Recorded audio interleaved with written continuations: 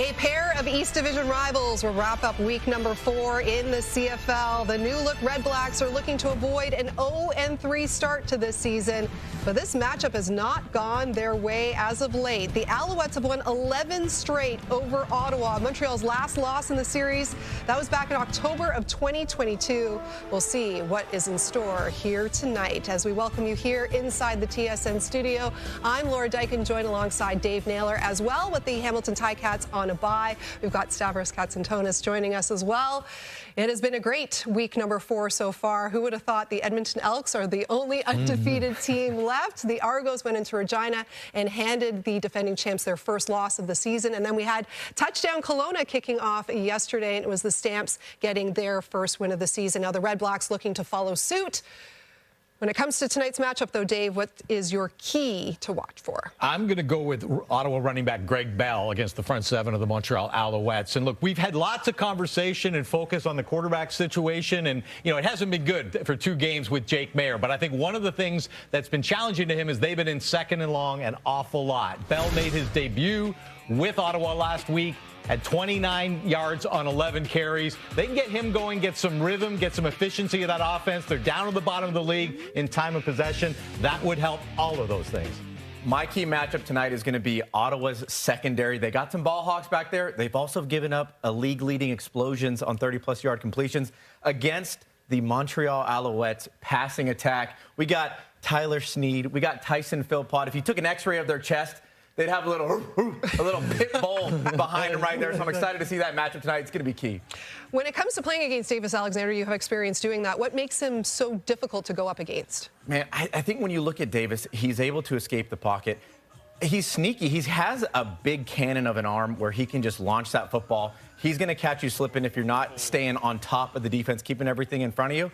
If you don't do that, you're going to be for a long night of football against him. Yes, this Alouettes offense has been flying as of late, averaging 32 points per game so far this season. As for the REDBLACKS, they haven't led yet this entire season, and now they're taking their act on the road. This is their first road game of the year after dropping the first 2 against teams that did not make the playoffs a year ago. So final preparations are underway in Montreal. The final game of week number 4 kicks off right after this.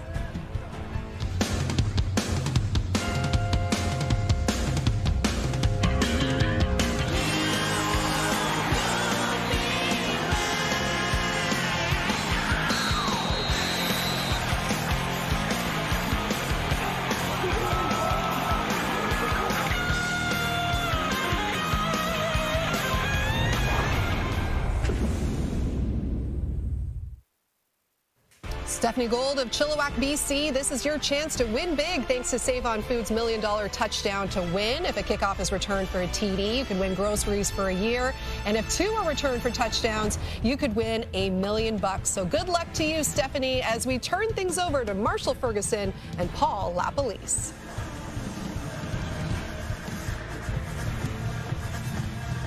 Thank you, Laura, and welcome to Montreal, where the heat has risen to near 30 degrees centigrade, perhaps symbolizing the rising pressure that's on the visiting REDBLACKS here tonight as they search for their first win of head coach Brian Dinwiddie's time in the nation's capital. Marshall Ferguson alongside Paul LaPolice. Kenzie Lalonde with us at field level. Kenzie's going to be a hot one tonight, and it is. I'm looking at my notes here, Lap, but it looks like something called a loss for Davis Alexander. Is that wrong? Yeah.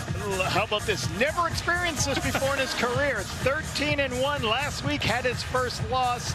Trying to get back in the win column. Davis Alexander has been outstanding for this organization in Montreal. Hey, there's a term called burn the boats. And being all in, the REDBLACKS burned the boats last week. Moving on from Drew Brown, traded away. Jake Maier is the leader of this team. Yeah, and Brian Dinwiddie, the head coach of the Ottawa REDBLACKS, saying they have a lot more issues than just quarterback right now. It's part of the reason why they have not found the win column as it stands coming into week number 4, playing 2 games with a bye mixed in there as well. And Jason Moss, head coach of the Montreal Alouettes, fired up as ever, especially after an overtime defeat against the Edmonton Elks last week on the road. Montreal extremely happy to be back here at home at Percival Molson Stadium. Obviously, heavy hearts in and around Montreal with the events in the news this week, but the Alouettes trying to bring some joy to the area, and a great crowd here on a Sunday night for CFL action. To round out week 4, here we go.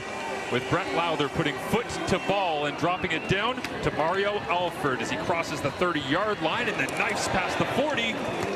And we get an opportunity to see Davis Alexander after the 21-yard return. There's a couple of things to love about Davis Alexander last couple of weeks. 5 touchdowns, 0 interceptions, but the guy's got 7 30-plus plays. What are those explosive pass plays? A lot of them to Tyson Philpott. This guy can use his legs to escape things, and he's going to look for some of those downfield shots. Been real fun to watch what he's done so far this year, Marshall. Davis Alexander, I think a lot of people going, well, he had a loss, but he must have played poorly. Well, not so fast. 29 of 44 last week, no interceptions. 350-plus yards as Stevie Scott back in the lineup gets the carry inside as Stevie Scott factoring back into this Montreal rushing attack after Travis Tice played main character last week. Yeah, and that's kind of great. They got the flexibility to have Stevie Scott and Travis Tice, two really good running backs. A little bit different how they do it. Stevie Scott back from an injury, so Tice will get some rotational plays within this system to keep both guys healthy. And right away, we see Travis Tice lining up at the tight end at the bottom of your screen as Stevie Scott in the backfield. So the 2 running back set early and often here for DA as Alexander rips it out to Tice in the flats. And he fights his way across the 55-yard line. Well earned that time for the first Alouettes first down as we get a look at their starting attack. Tiger Shanks has done really good things on film. Started from UVale. UNLV drafted last year. That right tackle looks solidified for a long time. And Tyson Philpott, first in the CFL yards, receptions. The guy's averaging 130 yards per game. Hey, Marshall, somebody double team that guy. Let's go. Can we get double coverage on that guy, please? We were trying to figure out if they box and won him or what are they doing here? All sorts of different things to try and slow down Philpott. Is this one complete underneath? And it is Philpott on the receiving end quickly from Davis Alexander as they get off to a quick start, something they were aiming for here in week 4 to set the tone against the REDBLACKS without a win. Yeah, this is what's real good about Davis Alexander. This is a little bit of a zone read play. You guys roll it, go ahead, and you're going to have a player right out in the flat, underneath, so the quarterback can use his legs, take that quick underneath throw. He doesn't have to wait for the timing or everything. You know, you got to play contain. Hard what you do when the Alouettes have so many good athletes in the backfield. This time they'll bump Stevie Scott out alongside Travis Tice in a great defensive play as Alexander hits the turf.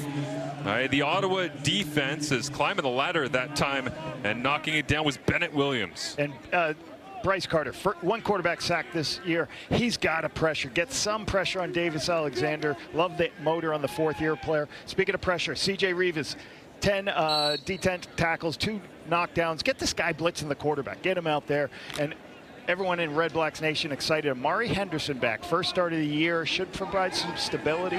2nd-year player for the REDBLACKS after a couple years in Saskatchewan. After the incomplete pass, 5-man pressure, and Alexander rifles this one underneath, incomplete. And you just mentioned CJ Rivas as he was the closest defender on the play, and it should force out the punting unit. And it will. Or is it? Yeah, it's actually the field goal unit. Yeah, Jose Maltos Diaz came in. I saw Joseph Zima coming off the sideline, but a long attempt lined up right off the bat here for Maltos Diaz.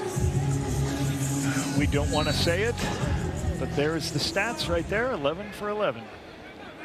This one from 49 yards away. Zima to holds. Louis-Philippe Bourassa from the University of Montreal, the snap. And doink! Off the uprights. Way to go, Lapo. Goodness.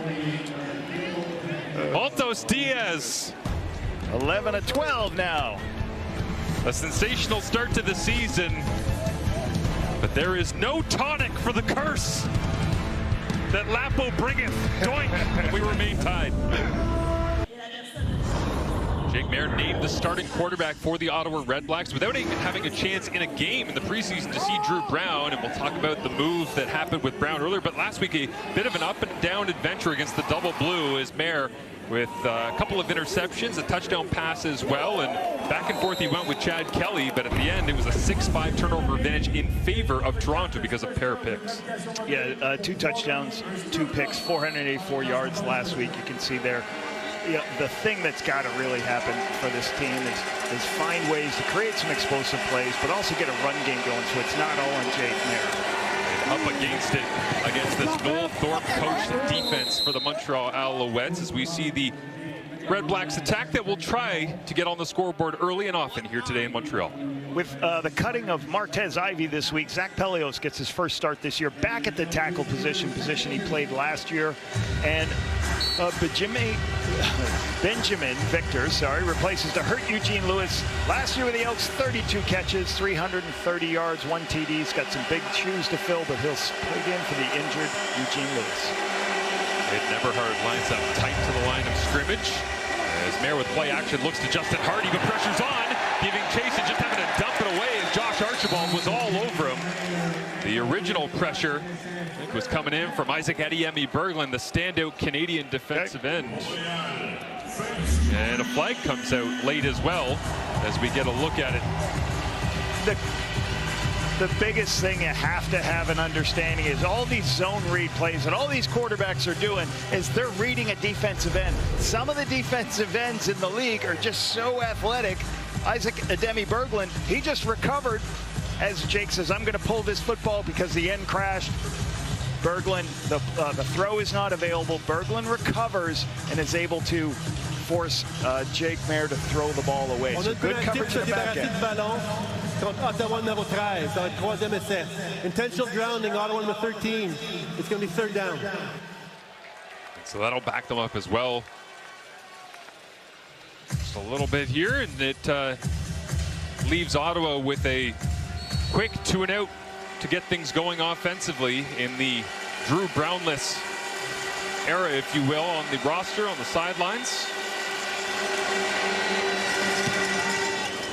High spiraling boot sent away by Noah Getman and drops down to Alford inside his own 10-yard line. That was a 62-yard punt from Noah Getman. Sensational in the rain in week 1. As Davis Alexander continuing to chase greatness, and early on in this ball game, consecutive pass attempts without an interception, keeping a clean sheet, and he actually passes Ricky Ray from all the way back in 2012-13. Huge number, and he's got a long way to go to what Darren Durant did back in 2014.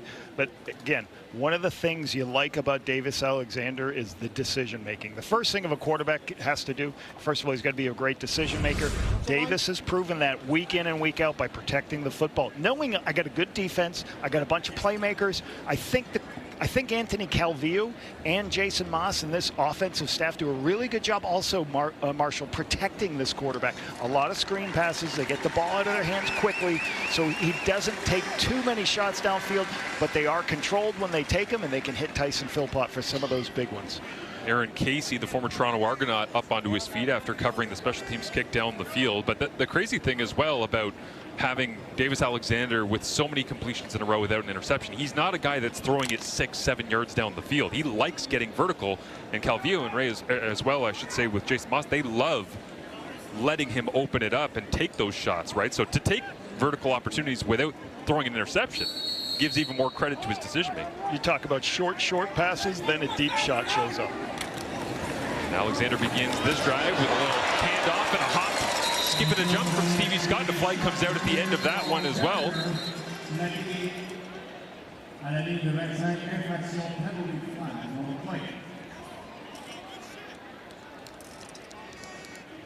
See this call. Bloc légal, les mains ont été portées au visage. Ottawa numéro 1, c'est une pénalité diverse. Ça donne un premier essai à Montréal. Legal block, hands in the face. Ottawa number 1, it's a 10-yard penalty, makes it a 1st down for Montreal. Niles Morgan, the linebacker, gets the hand all the way up, and Jacob Mason right in front actually pushes him back into Stevie Scott, which is what brought down the ball carrier. Can't put your hands on the face mask, and it's a dangerous thing to do. Snap that neck back.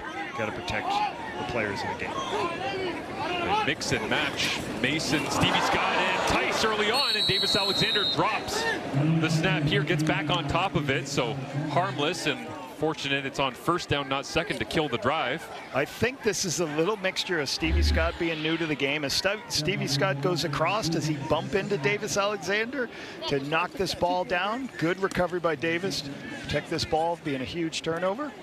Nope, doesn't touch him at all. He's just, you got to look the ball into your hands. Hard thing to do for some of these quarterbacks. The game is so much, you catch the ball without the laces and throw it immediately. Sometimes it's going to put yourself in bad position. And we're just talking about Calvillo. How good was he at catch and release, right? And the quick game as they throw this one backwards, and Tyler Snead could throw it, and he chooses to hang on as he bounces off a tackler, reverses field, and now gets a wall of blockers, and out in front, Tyler Snead cuts it back. And on 2nd and long after the loss on 1st down, it's 21 yards for Tyler Snead. Creativity is awarded in the Canadian Football League, Marshall. This is a double pass. How you knew this was a double pass is because the bubble is Snead. It's a lateral to Snead. You can see him looking downfield. Do I have anybody? Nope. Now I'm going to take off, start running. And when you change direction on everybody, it's difficult. Snead is a diminutive guy, but he's got great feet, great change of direction, but great instincts of not taking the deep ball that wasn't there. Snead makes another grab on this play, 1st and 10, and picks up about half of it. I used to always talk to the players about, hey, if we call a special play or a trick play or whatever you want to call it, just because we call it doesn't mean you throw it. And all we need on this play is a 5-yard gain. It's no different than throwing a hitch for a pass. So great by Snead to go, hey, it's not there. I'm just going to get what yards I can. Is that why when you had Andrew Harris in Winnipeg, sometimes he would just throw it out of bounds incomplete because he didn't have a running lane? He didn't have a, right? That's football IQ. Yeah, you don't want to lose yardage. As Alexander hands it off inside, knifing down the hatch on 2nd and short. Solid run. Stevie Scott always leaning forward downhill to get a fresh set of downs. Really good work here by Nick Callender, Pierre-Olivier Lestage. Just denting the defense. Stevie Scott starts pushing front side. He sees that crease develop, hits it back inside, gets his shoulders north-south. You know, at 6'1", 230, these Big Ten backs, bigger physical guys, they're gonna hit you, and it's gonna turn into a 7-yard gain. Well, they must have loved what they saw in practice, because right back to the heavy workload they go for Stevie Scott in this first quarter at home for Montreal after their loss to Edmonton, as Alexander flat-footed rips this one outside, one-on-one. Tyson Philpott caught it at about 6 yards and gets the rest all by himself. One of the great examples, again, what the Alouettes like out of Davis Alexander. You're going to get both receivers to the wide side of the field running deep, and then Tyson Philpott's going to come underneath. You see the 2 deep players, everybody's carrying the deep players, nobody's underneath Tyson. He recognizes immediately, gets it out to Philpott, and you know Philpott with the ball in his hands to the wide side of the field, he's going to get extra yardage. Good checked out, good decision on a shot play, taking the underneath throw. Taking a close look at it here, and it looks as though they will send out the chains to measure. By the way, that Tyler Snead little bubble, he actually threw a completed pass to Austin Mack on that back in 2023. So it's something they've run with Snead occasionally, and they'll decide not to measure, just go with the first down. Good pull, Marshall, right there. But also, 23. All right. Bring it up because it looked like a little bit of maybe a Team Canada flag football play where you don't know about that. You bubble and 2 quarterbacks. Yep. Never say never. They set up with a fresh set of downs after Philpott gets the yardage required just by a foot. And this time it's Marco Dubois as a flag flies, and Dubois goes right down that left hash. We'll see what the flag is. Looks like it's coming back with a holding call, as Dubois had 2 targets in Edmonton last week, 0 catches. He had one there, but it'll get wiped away by the penalty. Retenu, Montréal, numéro 59. Penalty diverge. On va répéter le premier essai. Holding. Montreal 59. It's a 10-yard penalty. We'll replay the first down. Cyril Hogan-Sedan, right on the inside of your screen at the center. Looks like as he's going to make the block, you can't get your hand that high up. You can see it right there. If you're going to have your hand all the way above and reaching like that, that's always going to be called for a hold. You got to keep your hands inside and lower. Battling to try and maintain Michael Wakefield on that snap. Draws the penalty, has had a bit of a double move, and now Alexander over the top. It's Alexander Hall in the end zone! Touchdown Alouettes! Deep ball, Davis strikes from 54 yards away.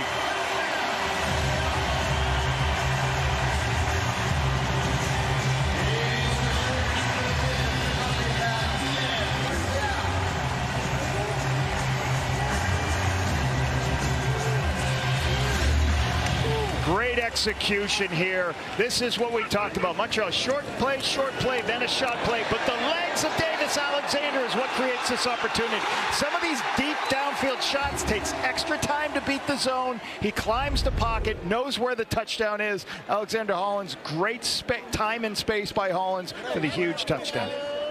8 plays, just over 4 minutes, and Davis Alexander, big time throws down the field, 20 yards or more. Completing at 37% last year, third to only Trevor Harris and Nathan Rourke. He was ahead of the likes of Zach Collaros, Vernon Adams Jr., Bo Levi Mitchell.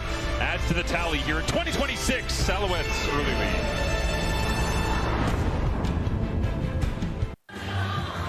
Alexander Hollins with the huge explosive touchdown after the penalty, but watch what happens here. You're going to get what we call middle plays, or what I like to call a middle play, where you're going to go under and then let this player clear everything out, and then I'm going to show up later. You can see it right here. He goes underneath and then vertically up the field. So the underneath coverage thinks it's a short route, then he jumps it deep for the huge explosive play, but the key was Davis Alexander had the time because he climbed the pocket for the great play call designed by Jason Austin, offensive coordinator Anthony Calvillo. Khalil Pimpleton with the return as he gets out beyond the 50 and eventually is bumped out of bounds by Maltos Diaz. Tyson Philpott, we spoke plenty about his excellent start to the season, tremendous pace. The hottest start since 2024 when Alexander Hollins had 402 yards the first 3 games for BC. He's an Alouette now, and they've got the lead over Pimpleton and the Red Blacks. There is Eugene Lewis standing on the sideline in street clothes, unfortunately. It's like nobody loves to see, dealing with a shoulder injury right now. He of 28 touchdowns over 5 seasons with his time with the Montreal Alouettes. Of course, now an Ottawa Red Black, but the Red Blacks offense up against it. As they gain some yardage after the penalty and the nice return from Khalil Pimpleton. So without Gino, they'll go to the ground game. And quickly downhill, it is Greg Bell as we take a look at the always complicated Montreal defense. Isaac Ademi Berglund really has got to get going in the sack department, trying to get his first sack of the season, but high motor, high energy. Love to see this guy. 2024 most outstanding defensive player, Tyrese Beverett, back after missing last week. Hey, and a couple of new guys. Injuries to both Cavianento, Lorenzo Burns puts Don Callis and Fayon Hicks out at the corners. Watch the Red Blacks take some shots at these guys. And Bell spins back into traffic. Didn't have it on first effort, but bounces off a couple of players to pick up the first down for Ottawa. And this is what's got to happen for the Red Blacks. You know, you watched that film last week. It's too much for Jake Maier to be just throwing the ball all the time. They did not get a lot of yards rushing last week. 29 yards for 2.6 yard per gain. They need to get some of this stuff going to take it off Jake Maier. He's making plays every play in the pass game, because otherwise the defense just going to tee it off, play coverage all game, and force you in a difficult situation. And I believe that is Greg Bell that is still down on the turf right now. So after spinning backwards and all of his momentum carrying him into the pile, right in the heart of that Montreal defense, the training staff out to take a look at the big free agency acquisition from Hamilton for the Ottawa Red Blacks. So Jake Maier without Gino Lewis and Greg Bell on the turf. We'll be right back. Welcome back to Montreal. Greg Bell still down on the turf as you see Gino Lewis coming out to check in on the injured Ottawa Red Blacks running back. And we get a look at it here again as he spun backwards, and at the end of the play it looks like he just kind of caught his neck and head into a weird side angle getting contact. Yeah, I think Fayon Hicks, the new starting right corner, I think delivered a blow that maybe hit his head. Checking to see his head. Yeah, Tyrese Beverett on the top, pile at the end of the bed. It's great to see Greg Bell up onto his feet and walking his way with the training staff towards the sideline. So Daniel Adamaboye steps into the football game here on 1st and 10 after Bell did pick up the yardage required. And we haven't said the name Justin Hardy yet. Aiden Eberhardt. Still options in this Ottawa offense, and they've got to get going as Bell goes into the tent. Keelan White fake on the little jet sweep, pressure on from Ademi Berglund again, and this time they'll bring him down. Maier couldn't get rid of it as they'll clean up the flag. But Isaac Adeyemi-Berglund has been everywhere in this first quarter. Little play action pass here. Didn't fall for the defensive end. You watch the tight ends trying to control it. But then Adeyemi-Berglund from an inside position, he recovers, doesn't fall for the little play action pass on the speed sweep, contains the quarterback. Jake's got nowhere to go but go down and protect the ball and take the sack. I'm not sure if that was a substitution error because of the Greg Bell injury package coming in, or just a formation of alignment assignment problem, but they did not have an end on the play, so that was the flag. I don't think the end man line of scrimmage reported, because they had an end man line of scrimmage, but he was an ineligible number that didn't report. Perfect. So 2nd and 19. Jake Maier with 4 receivers available, and he'll float this one over the top to Adeboboye. Out of the backfield and into a host of tacklers, including Najee Murray and Micah Awe. And when you look at the Montreal linebacking group with a field goal coming, it's like collecting the infinity stones here. You got one of everything. Yeah, and this is a 2nd and extra right now that Jake Maier has to check it down to. This is what Ryan Dimwitty talked about all week. We can't be in 2nd and long. Last week, they had a bunch of 2nd and longs. They were 3 of 12 on 2nd and 7+. They cannot. It's very hard for any team to overcome this. They can't get these penalties on 1st down. Jose Maltos Diaz was perfect coming in and missed. Now it's Brett Lowther's opportunity to stay at 100%, and he does, because with Lewis Ward watching on as he's on the practice roster for the Montreal Alouettes. How strange is that? This is one of the best stories about the Red Blacks. Brett Lowther being, you notice I was very quiet on that. I didn't say what he was, but hitting another field goal to start the season. You know, a lot of people raised their eyebrows when they're like, wait a minute, you're cutting Lewis Ward for a guy who's got a worse field goal percentage, but healthy, kicking very well. His kickoffs also he's 5th in the Canadian Football League. You know, when they made the change here, they also, when you make change, certainly, like if you have your punter doing the kickoffs like they did last year, well, when we make a change to the punter, we have to have an answer for who's kicking off. We get a look at Lewis Ward wearing the enemy's colors from what he used to play against, as Brett Lowther with a long of 51 against Toronto, 24th on the CFL's all-time scoring list. Coming up on Boris Beatty as well, the former Alouette himself.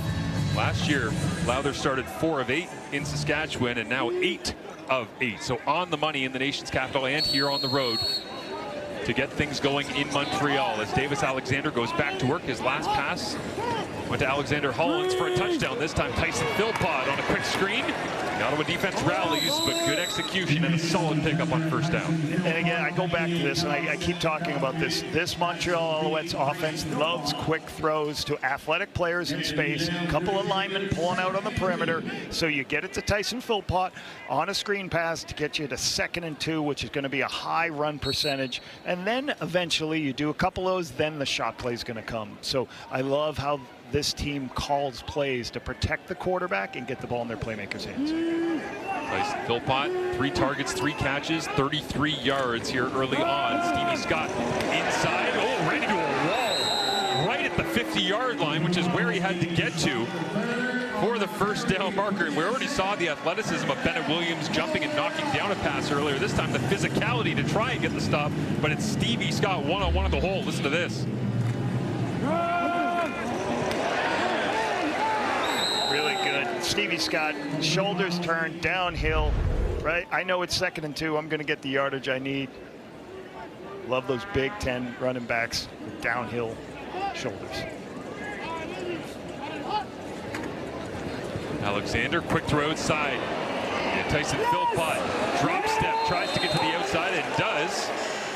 As they run into the Alouettes bench. Again, Anthony Calvillo, we saw a shot of him a couple plays ago, calling things in, trying to get things going for this Montreal group. There he is, AC, the legendary quarterback. I love this week. He said, when I'm calling plays, it's now like going from a backup quarterback to the starter. Your entire mindset changes. Your week is different. The stress is higher, but he loves game day, still does. Going tempo here, trying to get this quarterback sneak on a 2nd and 1 here. Drop Davis in. Yeah, right right-hand side. But can you relate to that, Lapo? Like the idea of just, you know what, when you're there and you're positional coach, yeah, I hope everything goes well, but game day, man, that feels totally different when you're at the controls. Yeah, and you got to be covered for every scenario. And, you know, as a play caller, you're always thinking about a couple of things. One of the first things is when a player doesn't execute anything, you're like, did I prepare them the right way? I always tried to not put it on the players, like, did I prepare them the right way so they could have success with it? And you got to be ready for multiple different scenarios. And the big thing, get the ball in your most productive player's hands, right? Have an answer for blitz. As flags fly here, and looks like AC will get a chance to call something fresh. Yeah, I think we might have 2 flags on this one because Ben Major's flag actually came out pretty late. I wonder if it's not.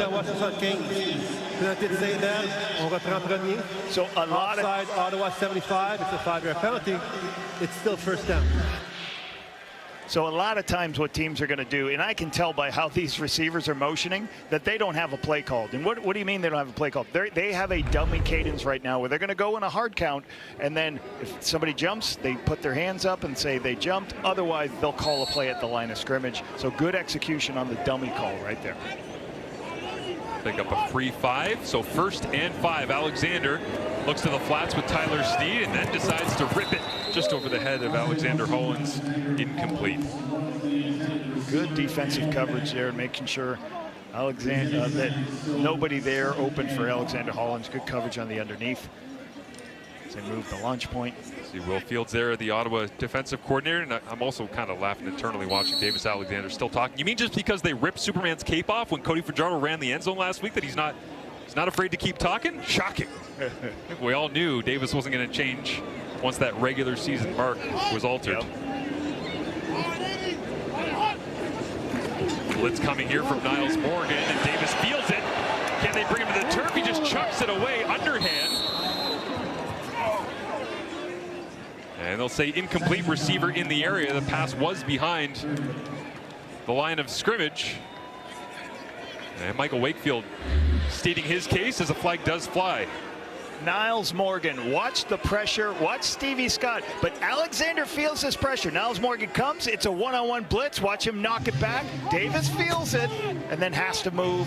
As that's happening, Tiger Shanks is getting pushed, so it forces him wide. Can't get it, but really good pressure by this Red Blacks defense. We know Niles Morgan can do a lot making tackles, but he can also rush the passer. Some of these linebackers have got to do more than tackle in space. They've got to be able to rush the passer, hold up against the Montreal numéro 10, ça va être 3e essai. Intentional grounding, Montreal number 10. It's going to be 3rd down. And we've seen plenty of Ben Major, our referee here tonight, early on, and you also see the blue ribbon that he has on this weekend. The officials in support of the police and community after the news and the events, not just here in Montreal, but a few other places around the country, and plenty of former officers involved in the officiating ranks in the Canadian Football League, and our sport thoughts with them this week as the punt goes out of bounds. And for the first time, we get an opportunity to go down and hear from Kenzie Lalonde with more on Ryan Dinwiddie. And Kenza, an eventful week, I would say. Yeah, Ryan Dinwiddie saying this week the goal is to simplify things. So he condensed the playbook, saying he cut roughly 40 plays, sitting about 47 right now. He said the goal was to see clearer execution. So instead of having 5 or 6 dynamic RPOs, he's sitting at about 3, and he wants to see them run well and run really efficiently. And that idea for him and overall mindset is just to be assignment sound. That's what he wants to see from his offense today. The idea of simplifying things, cutting down, makes a lot of sense. Just execution. Can you find a way to move the football and put points on the board? Teams have been doing it against this Alouettes defense. Tyrese Beverette sitting out watching last week. When he said he hated it because for back-to-back games it's been 30+ against the Owls defense, and the standard is 17 points. It's like we cannot give up more than 17. That's a lot of big plays too.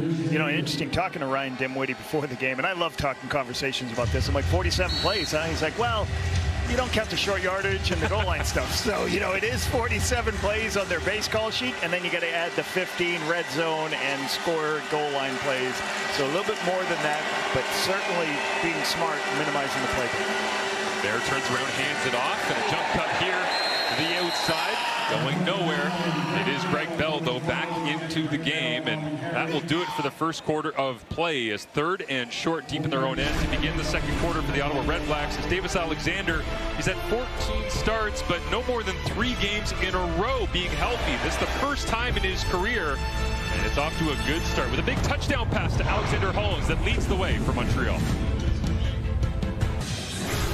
This week, a big decision made in the backfield for the Ottawa Redblacks, trading away Drew Brown, McLeod Bethel-Thompson on his way in, and at this point, it is Jake Maier, the starter, 2 for 2 in an entire quarter of Canadian football in a year in which, Lavo, you've got multiple quarterbacks going 400 plus like it's absolutely nothing. Time of possession as well in around 4 minutes right now for the Redblacks. What do they got to do to get going? Well, we're going to say this. They're 100% completion, so that's very good. But 16 yards, and like they're trying to establish run. You can see that. 5 yards a carry for Greg Bell.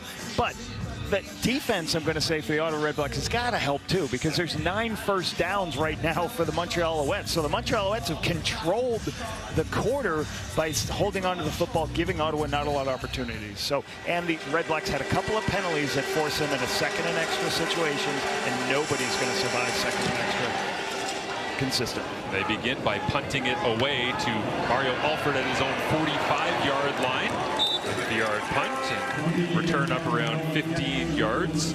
We talked about Lewis Ward being a factor in this back and forth rivalry. Well, there hasn't been much back or forth. It has been very one-sided, as in case you were wondering, a little over 1,300 days since the last time. I won one of those games in 2022. That's how long it was. Did you win the other one? No, okay. I don't think so. I think I won one of those 2. But it's a one-sided rivalry, but it's interesting in a 19 league. You really don't feel like Ottawa has been taking the back seat to this rivalry, despite the fact that it's been so long. So they've been in plenty of those games, as usual, coming down to the final 3 minutes here in the Canadian Football League, but haven't been able to finish it off as Alexander looks to throw outside. What a beautiful hands catch by Tyson Philpott for the first down. Tyson Philpott just so good, and because of the explosive plays, you better back up and give him a cushion. Hard play action, and then I'm just going to throw a one-on-one on the outside, because we're going to have to back up because Tyson Philpott's got a lot of shots. This is a deep comeback, comes out of a great location by Davis. That's what you talk about. Get nice, easy first downs on first down. Canadian Air Force logo on those gloves as well. Bright red gloves going here tonight in week 4 as Alexander fakes it to Travis Tyson in the backfield. Pressure is coming off the backside. CJ Revis, and Alexander floating to his right gets it to Philpott, who loses his bucket and hangs on.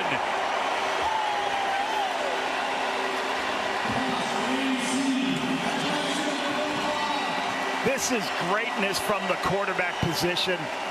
Davis Alexander, we talked about his legs already, but he is sprinting to the right. He's running all the way across the field. You see Tyson Philpott right here on our screen here. He's going to come all the way across this field, and he's on the back side of this. He's not even close to where the primary read is. But Davis Alexander's sprinting across the field, and look at that location on that football to Tyson. And then the best thing that Tyson does, Bennett Williams in there to give him a what for, and he's able to hold on to the football. We'll give it to Travis Tice as the running back who starred last week. Plenty of all-purpose yardage. Bounces his way down inside the 1. But, I mean, yeah, Tyson being able to catch up on the backside is great, but the throw. The throw was unbelievable, David. I don't know if we could get another shot of that sooner or later, but that was an amazing. He's sprinting to his right, and Alexander then finds it, puts it right on the money, right in Tyson Philpott's hands. Anything else off the framework of the body of the hands, it's not going to be a catch. Watch this right here. He's running to the right, all the way across, and a perfect location. If it's high, low, off to the side, it's going to be incomplete because of the collision. Short yardage package is in for the Montreal Alouettes. Dustin Crum into the end zone as flags fly, and they will be offside against the Redblacks defensive line. And the Alouettes increase their lead with Cyril Hogan St. Dong doing the spiking duties. Ottawa number 8, penalty décliné, touché. Offside, Ottawa number 8, the penalties decline. It's a touchdown. I always felt that offensive linemen kind of need to go to school to celebrate plays, because sometimes they're just not really good at the spiking and stuff. Here you see Dustin Crum just following the big men. The big men are there's going to be a mass of bodies. You're trying to stay as low as you can, and then you just keep your shoulders moving. Dustin Crum's made a living in that last couple years. Well, came over from the Red Blacks last season. I was going to say, did plenty of the short yardage plunge work for the Ottawa Red Blacks. Bit of a pipeline going with the backup position. Caleb Evans came over, handled short yardage here in Montreal, got injured, and Dustin Crum jumping into the fray in free agency this season. Davis Alexander making a difference. What a throw, rolling to his right to Tyson Philpott. Last year, with Davis Alexander, 33 points per game. Without him, just 18. The difference maker gets it to Crum at the 1, and Alouettes extend their lead.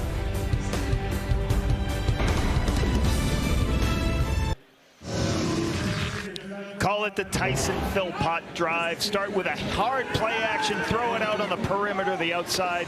Philpott's there for the nice secured play, and then come all the way across the field, being an outlet for the quarterback, staying alive. Beautiful throw by Davis Alexander to get it close. We get Tice for a 4-yard gain, and then it's Crum time. Get him in there. In for the short yardage wedge. So four plays, 51 yards, 2:11 off the clock.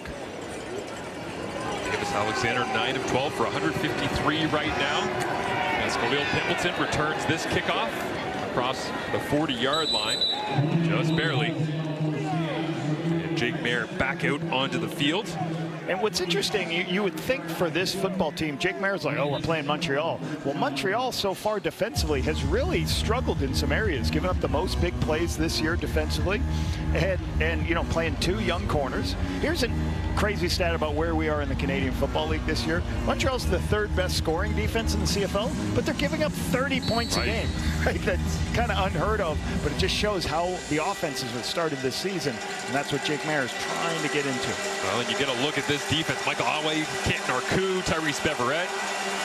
Not an easy assignment for Jake Mayer here in a Week 4 test as he fades away, completing this one out to the right-hand side and cutting back against the grain. Beating that defense is Greg Bell, who picks up a first down. Hard play action with a downfield shot, but you always talking to your quarterback. You're never going to go broke, put money in the bank. He recognizes nothing open. I'm going to hit as the coverage is lifted, I'm going to put Greg Bell, give him the ball in space, and see if Robert Kennedy can make the play. He can't. Great the first down on first down with throwing the check down. Really good start for this drive. And still 100%, 3 for 3. 3 for 3. First down of this quarter is Mayer. Quick little play action flick. Completes this one. Keelan White, second year out of Montana, makes the grab. As McLeod Bethel-Thompson with Ryan Dinwiddie back in their time with the Toronto Argonauts. Plenty of experience, obviously, and Dinwiddie telling us this week that he is extremely thankful because when Drew Brown requested to be released and they ended up having to trade him and he goes to Winnipeg, he said, we needed somebody to come in. I just called Mac and said, would you be interested? Is your arm up to shape? Have you been staying in good playing shape? He said, yeah, we'll get you up to speed, no problem. And they've played together. They know the system. He already knows it, so it's an easy transition when he gets it. Inside run fake once again. This one ripped. And bouncing off a tackler. It is Cade McDonald getting the look. First year out of Miami of Ohio. Had to do a double take for a second. I thought that was Tyler Sneed, the undersized outside pass catcher. Great team defense running down. The ball's caught out in the flat, but they rally up, make the tackle. You got Beverette and company there to create basically a 2-yard gain on 2nd and 7, get them off the field. And McLeod Bethel-Thompson, back to that, like, this trade would not, I know that there was talk about Drew Brown wasn't happy and there was some eggshells going on. Drew Brown was going to be a Red Black unless McLeod Bethel-Thompson was available. Right. So you're going to check that, see if you can get a quarterback that's got experience, then you can make the trade, make your team better. Mario Alford returns the punt. Noah Getman getting out the lob wedge that time and hanging it high in the air. As it drops down, and Tyson Philpott, forever dangerous, number 6, goes back to work. When we return here to Montreal. Didn't we say double team that guy? Get another guy covering him. Zone and man on him.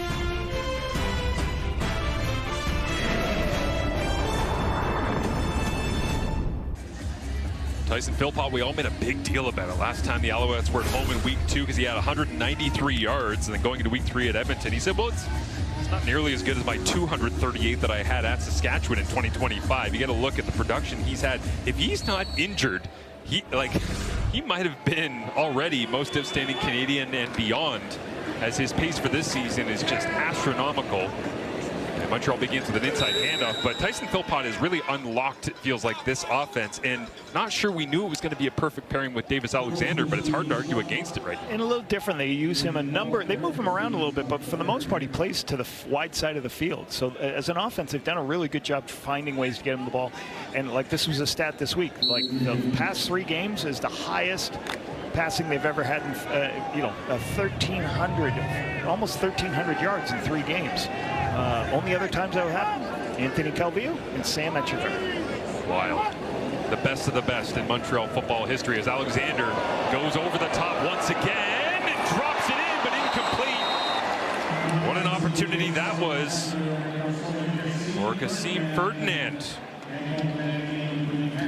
Scott Hutter playing free safety, had 2 interceptions this week, does a really good job coming off the middle of the field and trying to get his hand in there just at the last second.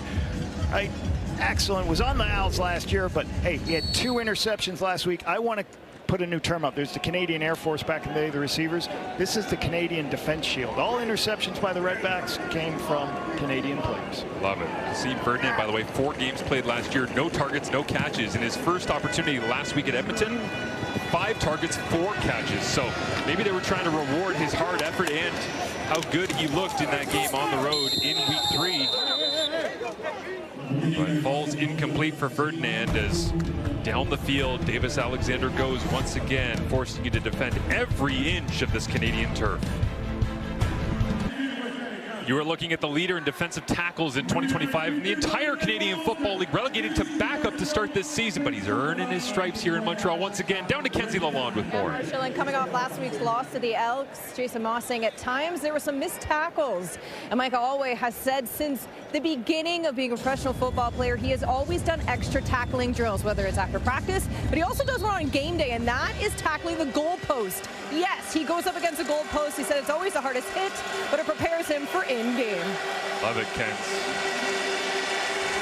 That he's constantly learning and evolving as well as Jake Mayer fades away, and I'm sure he completed this one, trying to dig it out in front of Josh Archibald. They'll say incomplete. Yeah, Michael Alway is a special player, is the first incompletion for Jake Mayer in this ball game. And talking about tackling, he said he's got teammates that had spoken about, trying to track down chickens in the fields in Texas and all these different things that they use in their offseason to get ready.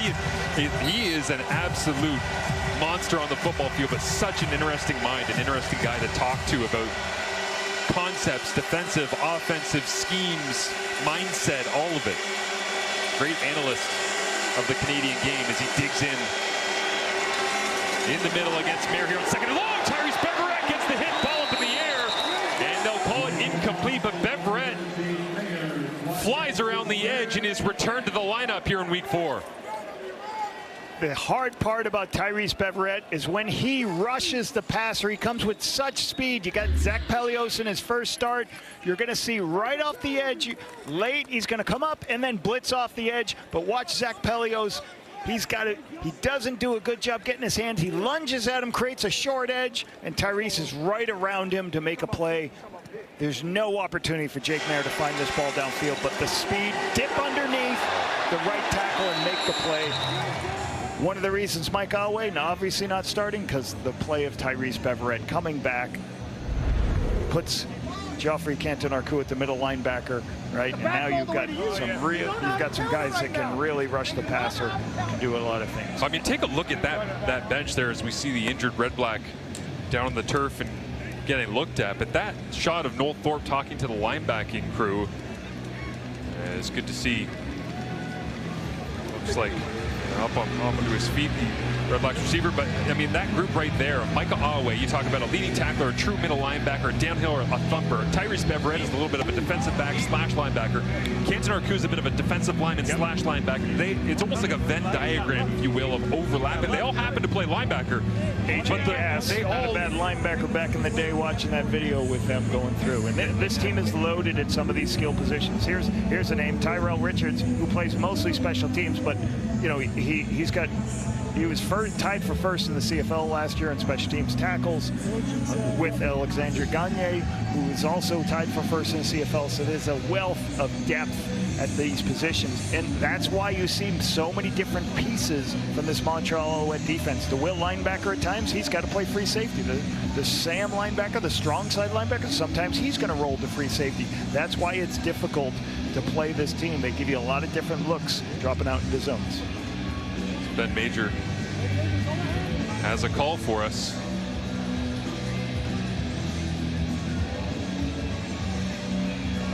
Ottawa avait demandé une révision du dernier jeu. Suite à la révision, il y a rudesse sur le passeur contre Montréal, numéro 96, une pénalité de 15 verges. Ça donne un premier essai à Ottawa.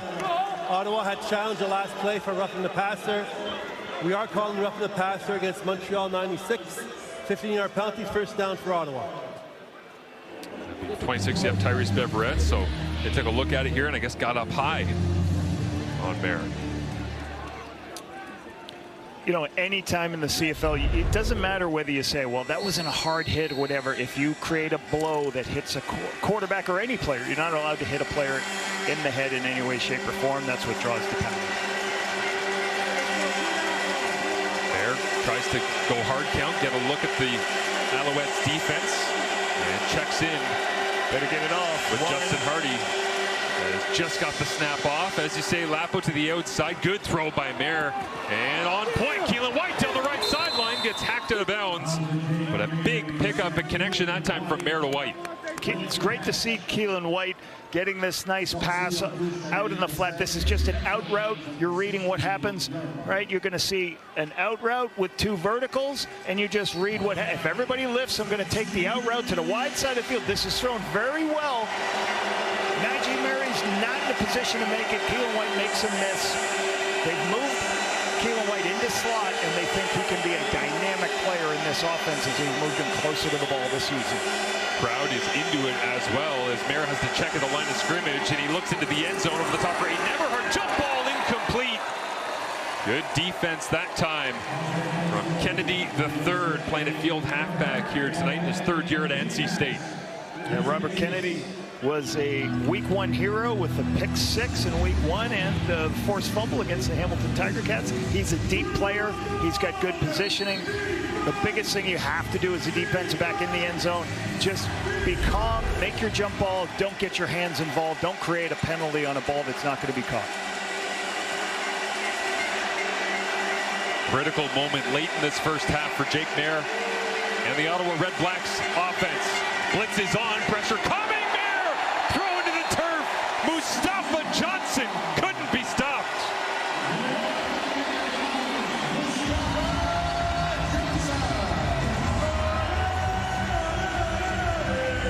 Multiple defensive pictures, different things happening.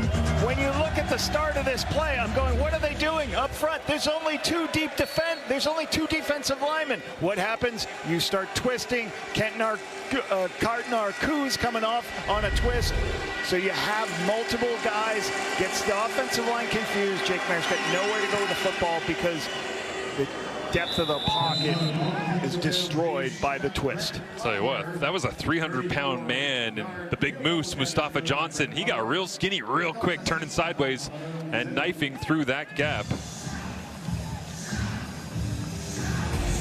As the 2026 FIFA World Cup round of 32 features the Netherlands taking on Morocco tomorrow, 9 Eastern, 6 Pacific on TSN. How about the 91st minute today? Stefan Eustáquio started the game as captain. 1-0 victory over South Africa, and into the round of 16 goes Canada. They will play the winner of that Netherlands and Morocco game. Again, that is tomorrow, and then the next match for Canada is Saturday in Houston. For Team Canada, the men's soccer programs. Quick screen out to the left-hand side here. Tyler Sneed adds to his tally on the day. By the way, Toronto hosting a Portugal versus Croatia match on Thursday. As someone who lives in and around the GTA, mayhem. Nice. Portugal playing in Toronto is going to be crazy. Well, there's a lot of screaming up here when we were watching that game. Amazing. When Canada scored the goal as we were prepping to get ready for this game. Feel the energy around the program. Difficult loss in the final group stage match against Switzerland. And that Swiss team plays in Vancouver as well on Thursday. As inside handoff, Stevie Scott picks up the first down, churning the hard yards. Not the explosive stuff that we saw by a running back that played against Montreal last week in Justin Rankin, but Stevie Scott earning it snap after snap. So 3 explosive plays already in this game, but this is what you get a lot of. They're controlling the line of scrimmage. They're getting 2nd and 2 to 3 so they can keep running the football, run the clock, keep the ball away from the Red Blacks offense. Cole Speaker onto the 6-game injured list, as well as Jarrett Stearns after he broke the 100-yard mark for the first time in his Alouettes career, coming over in free agency from the Winnipeg Blue Bombers. And so there are some pieces missing for both sides already early in the season, but that guy doesn't care. He's just ripping it all over the field. You know, and this is part of the course for Jason Moss and his team. They've got the fewest 2 and outs in the Canadian Football League because they're in so many 2nd and shorts and so many short control pass games. Alexander over the top, double move. Tyler Sneed fading. Looking for the old Willie Mays over the shoulder grab, but couldn't track it down. A little bit of an inside move by Sneed, pretending I'm running a dig, and then he just breaks vertically up the field on the shot play. Shakir Brown gives up a little bit inside position, but he's able to trail and stay with Sneed. 3.5 minutes remaining here in this first half. Ottawa keeping it manageable the way they did against the Toronto Argonauts last week. Plenty more turnovers in that matchup. As Alexander looks to his right, quick throw and incomplete. Not sure if he got bumped on the release. CJ Rivas, as always, in close to the action. Pressure on here from the Red Blacks. Good job up front getting after Alexander. A.J. Allen coming off the edge. CJ Rivas coming in, trying to hurry up the throw and get something. Forces the errant throw on the outside. And whistles blow this play dead before it comes to life as the 3-minute warning has struck here in Montreal. But the 0-2 Red Blacks looking for some life at the end of the first half. Ryan Dinwiddie searching for that elusive first victory. We're at the 3-minute warning, so that means checking back in with our panel. We'll get the thoughts from Dave and making notes. Making some notes. Always making notes. Got lots to talk about in this first half. Ottawa still within striking distance. Plus, we'll have all the highlights from what has been an eventful week number 4.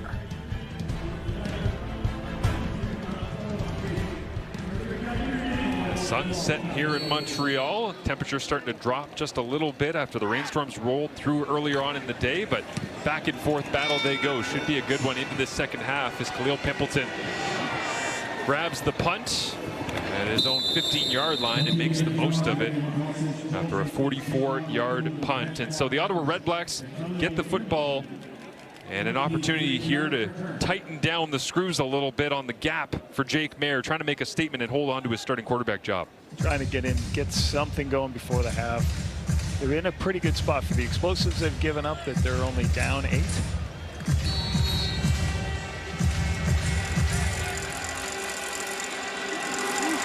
Again, the multiple looks this defense can throw. This time it's just Beverett and Kenton Arku playing in the middle, and the pressure gets there again. The Ottawa offensive line having a heck of a time as Daniel Wise this time follows up the early action by Isaac Adeyemi Berglund and the most recent sack by Mustafa Johnson. One-on-one, you got to handle your one-on-ones here. Sean McEwen gets beat, gets bench press off, and as Jake doesn't have time to throw his check down, they've got to find ways to get the ball out of their hand quicker, give them easier throws, or get better protection. It's hard to protect inside at times. We'll go with a safe pitch this time, just screen it out. And this is exactly what we talked about already. Ryan Dinwiddie said last week we were in second and long too much. Once again on first down, not getting any productivity, forcing second and long. You're going to be off the field when you're in second and extra. Well, the biggest thing is, well, when you're always trailing, right? Like through the first couple of games, Ottawa has yet to hold the lead, and coming into here where it basically did what he said. It was the simple plays, the easy stuff on first down that were setting us back and causing headaches. And quick 2 and out will add to that tally is Alford after a 58-yard punt. The veteran from West Virginia heads down the left rail and a big special teams tackle, but Alford right in front of his special teams coordinator, Byron Archambault, flips the field and gives life to the Alouettes with 2:06 remaining in the half. Conduite répréhensible contre le banc d'Ottawa. C'est une pénalité de 10 verges. D'où le ballon est mort. Premier essai Montréal. Objectionable conduct against the Ottawa bench. It's going to be 10 yards applied from the end of the play. First down for Montreal. Not sure what we can see, if we can see how this happened. It might have been a coach too far on the sideline that an official ran into. That's one of the new rules have been strictly enforced, but a huge return to the wide side of the field by Mario Alford sets Montreal up in great field position before the half. 21 games with the Alouettes back in 19 and 21 as Alexander down the right side. Easy money. Tyson Philpott. As Davis Alexander, did he take a late shot after throwing that dime on his feet and gingerly walking forward with a flag down in the offensive backfield? Having a system of plays that look alike to distract the defense. This is a fake screen pass, which they've already run to freeze Shakir Brown, and then you're going to go ahead and get the shot. They fake it and then throw it deep, and you can see the shot Davis Alexander takes at the end.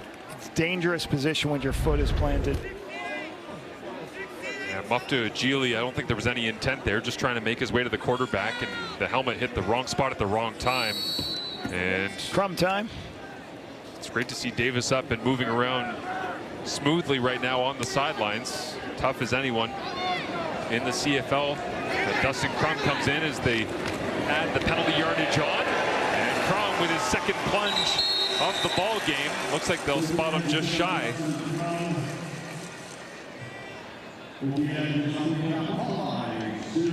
Those are the scary ones for the quarterback. Standing in the pocket when the helmets start dropping in and around, but Alexander doesn't look too Niles Morgan is the one who does this. The line gets low, and watch Niles Morgan. He's just going to jump, and he'll stop the momentum of the quarterback so the ball doesn't cross the line. So excellent play by the linebacker. When you're breaking down film, you want to know if that linebacker is going to be a jumper and jump over and go a different direction. And they go Travis Tice this time in the backfield at quarterback. Little worried about this flag, though, Marshall. Yeah. 9 times out of 10, this is going to be probably a defensive player for being offsides. Hors-jeu, Ottawa numéro 8. Ça va être redevient premier essai pour Montréal. Offside, Ottawa number 8. Once again, it's going to be first down for Montreal. Yeah, spot on, Lapo. They get a fresh set offensively here after getting stuffed in back-to-back plays.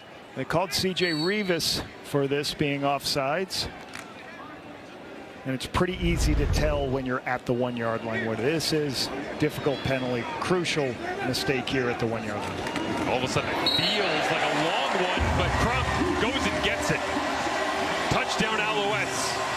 They extend their lead before half, due in large part to 2 big plays. The Alford return, and then down the right sideline to Tyson Philpott. You go down the right sideline. Why? Because Niles Morgan jumped twice and knocked your quarterback. So now this time, all right, you see big Niles Morgan right there? Nope, I'm going to go off tackle, make it harder for Niles Morgan to jump into that space. So good execution on the off tackle quarterback sneak.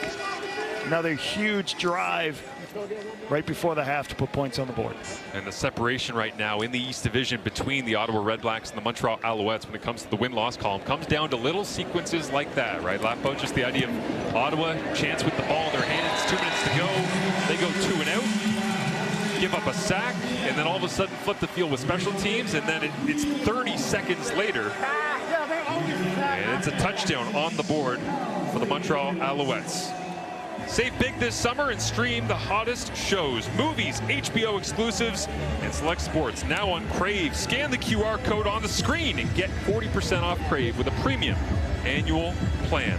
I was coming up with a concept for a new show that's available only on Crave. You want my elevator pitch? I would love to hear what your show is. Yeah, so we see there Jason Moss coaching things over with Davis Alexander. I was thinking about Ryan Dinwiddie working with McLeod Bethel-Thompson.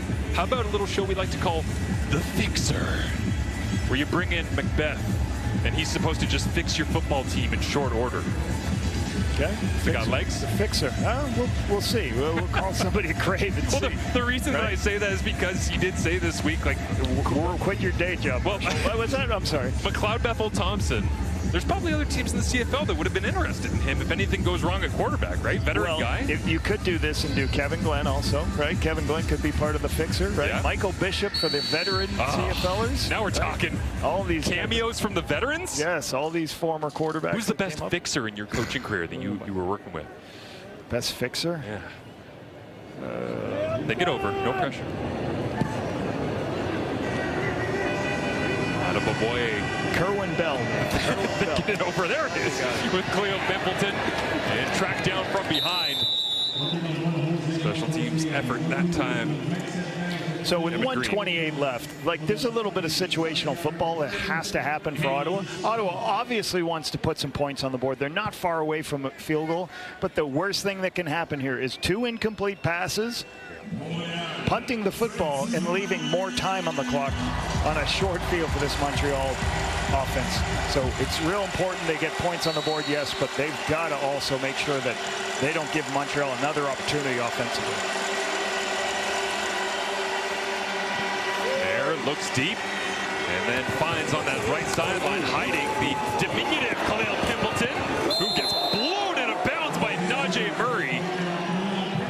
And Jason Moss got a late flag here too in the line of fire as well on the sideline. So in short succession, you've seen Davis Alexander get popped down low, and now Jason Moss, even without the helmet on. Why you love these the smaller guys out on the perimeter, when there's so much space, if they can make one person miss, it's going to be big plays to the wide side of the field. That's a huge play right there by Pimpleton. The lower power strength is so good. Jason. Rudesse, Montréal, numéro 26. On avance de 15 verges. That guy's taking a hit or two. Roughing, Montreal 26.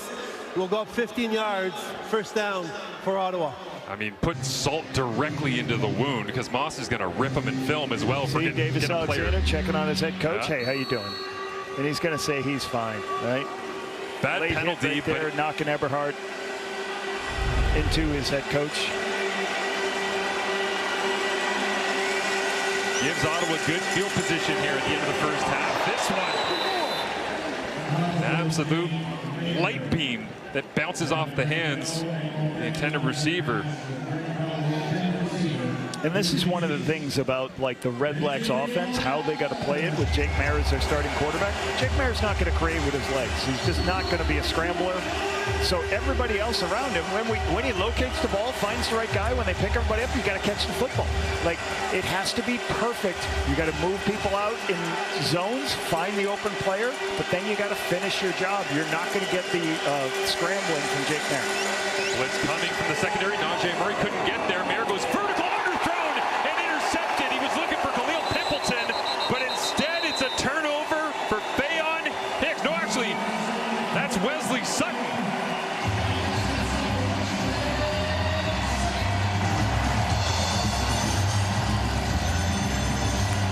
Sometimes these wide side throws downfield, you want to put it on a rope instead of trying to throw it over the top. And what you're going to see is the safety is moving off this hash. It looks open early, but it closes quickly because the safeties do such a good job. And you can see that happening. Great move by Wesley Sutton getting underneath. The ball's got to be on a line if you're going to try to put it there, because Sutton's going to be over it's in the air too long. Sutton's right there to make the play. And a great takeaway by, once again, the defense of the Owls. So Wesley Sutton celebrates, and the Alouettes defense doing their job so far here at home in week 4. With a minute to go, it is Davis Alexander back in the ball game. And for the Red Blacks, one of the things they have to perform better at is certainly the turnover margin, right? They've got 2 games this season. They've had 5 turnovers in each of those games. So if you're turning the ball over 5 times off at you, you're just putting your defense in a difficult position. And once again, you're close to field goal range on that last one. Now you get no points with the turnovers. They got to clean up the turnover margin. Cyril Hogan St. Don, the center, in for Justin Lawrence, who's on the injured list. Digs in and makes the protection calls as it's coming, but quickly out of Davis Alexander's hands and into Tyler Sneed's for another completion. As this looks like it will be just shy of the sticks, or will it?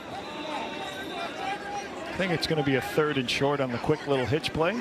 So I think they're going to go tempo right here as fast as they can once it gets marked. Timeout. Ottawa. Well, Timeout, Ottawa. Gotta love referee Ben Major, because Montreal wanted to go quickly. Davis Alexander was all fired up, Lapo, and Ben, as he's making that call, is walking over the football to make sure it doesn't get snapped. Right. That's part of their protocol, and the reason the Alouettes, they're trying to get this first so they can conserve as much time to try to see if they got 41 seconds get down to the field goal range. They won't say it, because they know that Davis Alexander being undefeated in the regular season really didn't mean anything. Eventually he's going to lose a game or whatever. But don't you feel like the Moss-Alexander combo is kind of on another level of fired up here tonight? Like, you come home off of a loss, play in front of your crowd. Yeah, and Tyson Philpott in the mix. Right. A lot of fun. A lot of fun in games here. Not that Alexander and Moss are ever not fiery, but calls like this deep in your own end, plunging forward on 3rd and short. Showed it. Like, that is a really interesting call at the end of the half, because it's guaranteed points and a field goal going the other direction if you don't move the chains, but they do. I think it's a much safer call. As a play caller who has done that before, than people think. You're like, we're backed up. When it's 3rd and inches, when players line up a yard off the ball, you should trust your offensive line. You should say, hey, I'm not going to leave. I'm not going to leave any opportunity to punt the ball back to Ottawa to get any plays before the half.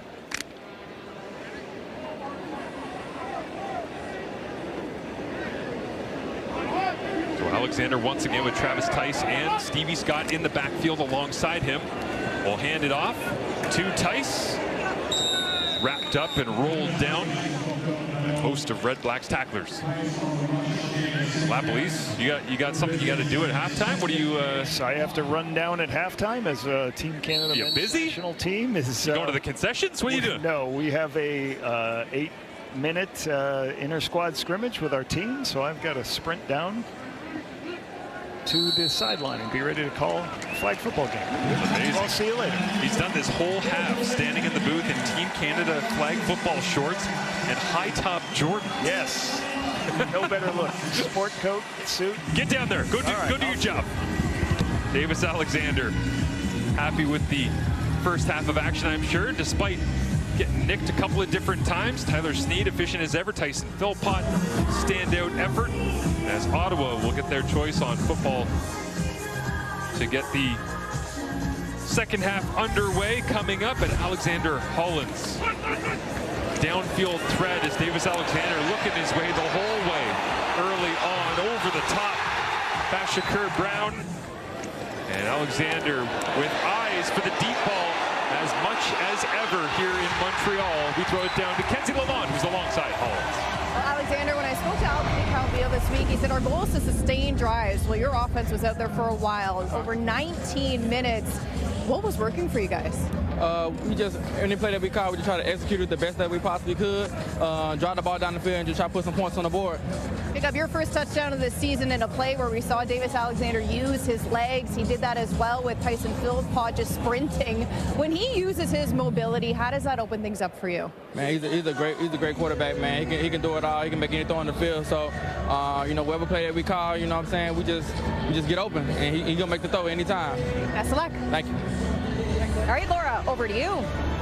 Well, we saw last week Davis Alexander suffering his first regular season loss as a starter, dropping his record to, just a casual 13-1, and he is off to a great start in this first half with 203 yards passing as the Alouettes have the 21-6 lead. We're with Dave Naylor as well as Stavros Katsantonis. Nailed it. Yeah. Nailed it. All right. Well, Stavros, this is the point that you brought up in our pregame show just before kickoff of this one, that Montreal, and we know all the weapons that they have on offense and how they love to throw the deep ball, which is what Ottawa is vulnerable and that defense against. And so far, it has been checkmate for the Alouettes. And we talked about it pregame. Ottawa's secondary had to do a great job of limiting those 30-plus yard completions. And we saw about 3 of those in the first half, one of them for a big touchdown.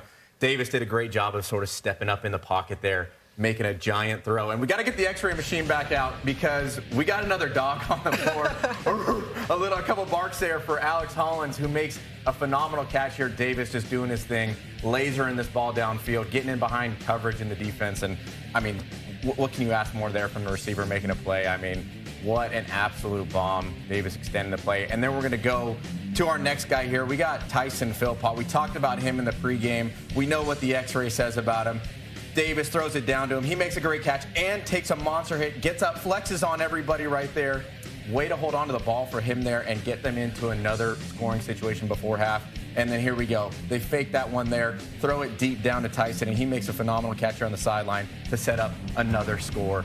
I mean, what do we do? What's going on here? We got big plays everywhere. Right, and a 3-headed scary monster when it comes to that wide receiving core for the Montreal Alouettes, and a tough assignment, yes, for the Red Blacks defense. They had Chad Kelly, gave up 424 passing to him last week, and now they've got to contend with Davis Alexander, who's on his way to another 400-yard game. On the other side of things, we were curious to see, this is Jake Mayer's show now, right? We don't have Drew Brown in Ottawa anymore, and we heard about the condensed playbook that they're putting out and Dinwiddie as well, but it struggled big time. The offense, once again, perhaps taking a step back. Yeah, I think the one thing you're looking for if you're an Ottawa fan is you want to see progress. You want to see improvement. We know Ryan Dinwiddie's bringing a new offense. He hadn't worked with Jake Mayers before, but this has been a regression. This is the second play on offense for them, a second and short, and it turns into an intentional grounding, throwing to an offensive lineman. And look, Jake Mayer's been under pressure all night. He's taken 3 sacks. There are a number of plays that he's had to throw away, and when he has had time, he's had trouble finding receivers. I mean, he's only thrown 6 passes at wide receivers all night so far in the first half of the game. And you look at who gets the targets on Ottawa for their first 2 games. Aiden Eberhardt at 18. He's got 1 tonight. Gino Lewis at 16. He's not playing tonight. And the guy who's replacing him has none. Khalil Pimpleton at 10. He's got 2. And really, it's the only deep pass we've seen Jake Mayer attempt was right before halftime, and it got picked. You're just not seeing a vertical passing game. It just looks like an offense that's completely out of sync. And that's kind of been the issue for this Red Blacks offense so far, right? Turnovers, they've got the only one of the game as well, not able to convert those points, make them into touchdowns, which we saw only 2 field goals for them there in that first half. We mentioned how Paul LaPolice had a very busy day here. Pulling double duty. He's got the shorts on. Shorts? He's ready. The Canadian men's flag football team having a scrimmage tonight at Percival Molson Stadium. Lapo, he's got the suit jacket on. It's hot out there. Those calves.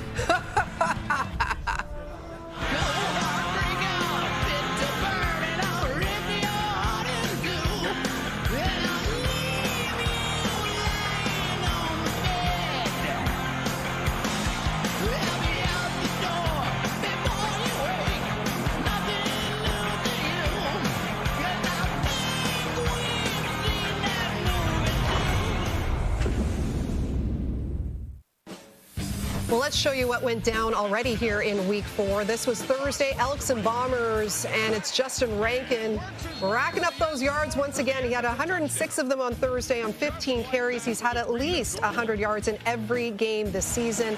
The Bombers, though, would take the lead in the 4th. Dying seconds, though, it's Cody Fajardo to TJ Luther. Edmonton now 3-0 for the first time in 9 years, the only undefeated team left. Why?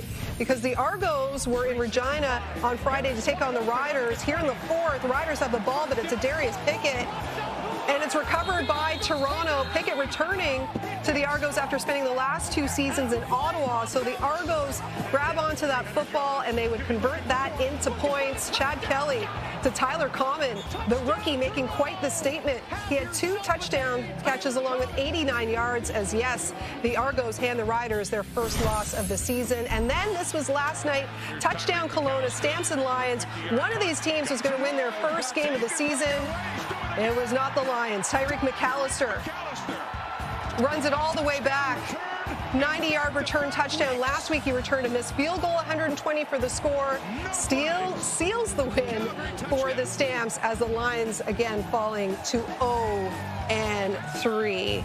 And this was earlier today in their next opponent. We had a big Stephen Eustachio poster outside. I should have brought it in and be part of our panel here. Let's talk about these BC Lions, though. 0-3 for the first time now since 2019. They started that campaign 1-10. And yes, we know Nathan Rourke, fantastic in the game yesterday, 462 yards. But Dave, issues for the Lions on both sides of the ball. Can I make it 3 sides to the ball? Because special teams was a bit of a disaster for them as well, right from really the opening of the game. And you saw the Tyreek McAllister run. And look, the offensive line has got some issues. Nathan Rourke racked up the yardage, but he was under pressure, took a bunch of sacks. Defensively, they kind of spoiled the first half where they played pretty well defensively, but you had those 2 touchdowns with the turnover. And then in the second half, you saw the defense being picked apart again in the secondary. I mean, it's not a lost cause. I think there are things that are fixable in BC.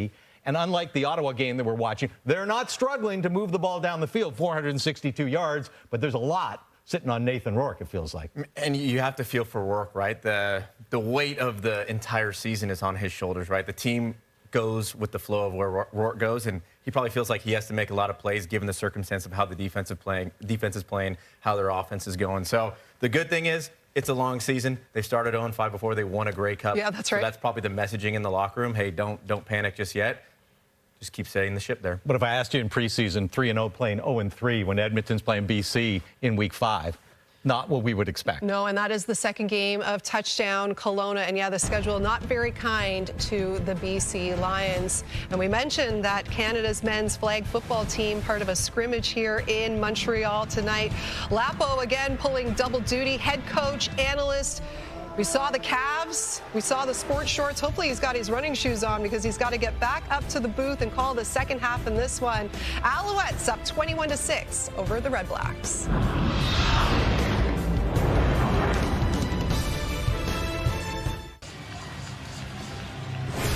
Getting set for second half action here in Montreal with the Alouettes leading by 15 over the Ottawa REDBLACKS, 16 first downs to 5. That sums it up. But the defense for the REDBLACKS trying their best to hold down Davis Alexander. CJ Rivas is alongside our Kenzie Lalonde.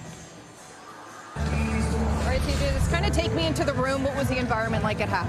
I think just settling down, man, and just doing our job. That's all we got to do. Do our job, lock in, and do the little things right. That's all we got to do. Montreal's offense found way to sustain drives. How do you disrupt their momentum? I think just making our plays. The ball going up. When the ball goes, we got to make our plays. Do what we got to do. The game plan we have is a good game plan. We got to just finish, man. Do our thing and finish. Great. Best of luck. Thank you. They have the parts in place, but head coach Ryan Dinwiddie walking down the bench and looking for concrete answers in order to get the REDBLACKS into the win column. 6 points in that first half. Trying to take advantage of some points off turnovers as well, but not having the opportunity to do that in the first half in this one. Ottawa will receive as Montreal won the coin toss and decided they wanted the football to get things going. Who could blame them with Davis Alexander at the helm? As Jose Maltos Diaz sets it into the sky to get things rolling. Second half action underway to round out week number 4 as Adama Boye into his hands, and he'll power his way around the corner out past the 40-yard line. And we get an opportunity to see Jake Mayer come off the sideline and try to get this offense flourishing once again. Pretty good completion percentage, but one of the things that this team's got to do better is take some deep shots downfield. Montreal hasn't allowed a bunch of those. Are you out of breath? A little bit out of breath running up the stairs. Are you a method actor, or is this real? This is real. This is real old age, trying to run upstairs. Good job. No elevator up here. Mayer, I'll give you a breath. Underneath, he never hurt. And driven through the turf by Joffrey Kenton Arku. And here's why my man is out of breath. Flying. Although I will say the execution, the game plan with the fence, not ideal. Yeah, also, it's pretty good. Yeah, but yeah, you didn't get much of an assist with the fencing. Yeah, this here guy at the was bottom. like, buddy, can I get in here? He's like, no. Right? Machocha was loving seeing you down there at field level. Got that. His name we haven't said very much of in this ballgame with Micah Awe making the tackle. There's Justin Hardy on the receiving end from Jake Mayer. First catch of Justin Hardy tonight, and I do want to thank Danny Machocha, who set this all up, giving our opportunity for our players to play here. We have a lot of players on our team, men's and women's flag from Quebec. It's a huge, this is me coming back up the stairs, a little bit tired, more tired. I am in the shorts. I am keeping that we never wear pants on the air because you can see us from top up.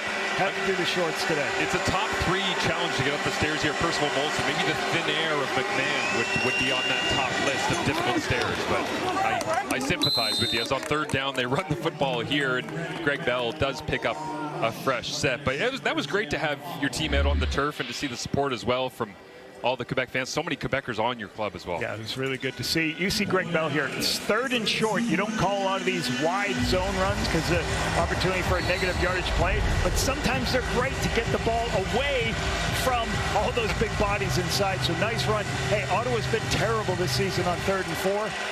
Doing a great job with it. I don't know if you can see my shorts. Yeah, you want to show them the sweat marks on the dress shirt?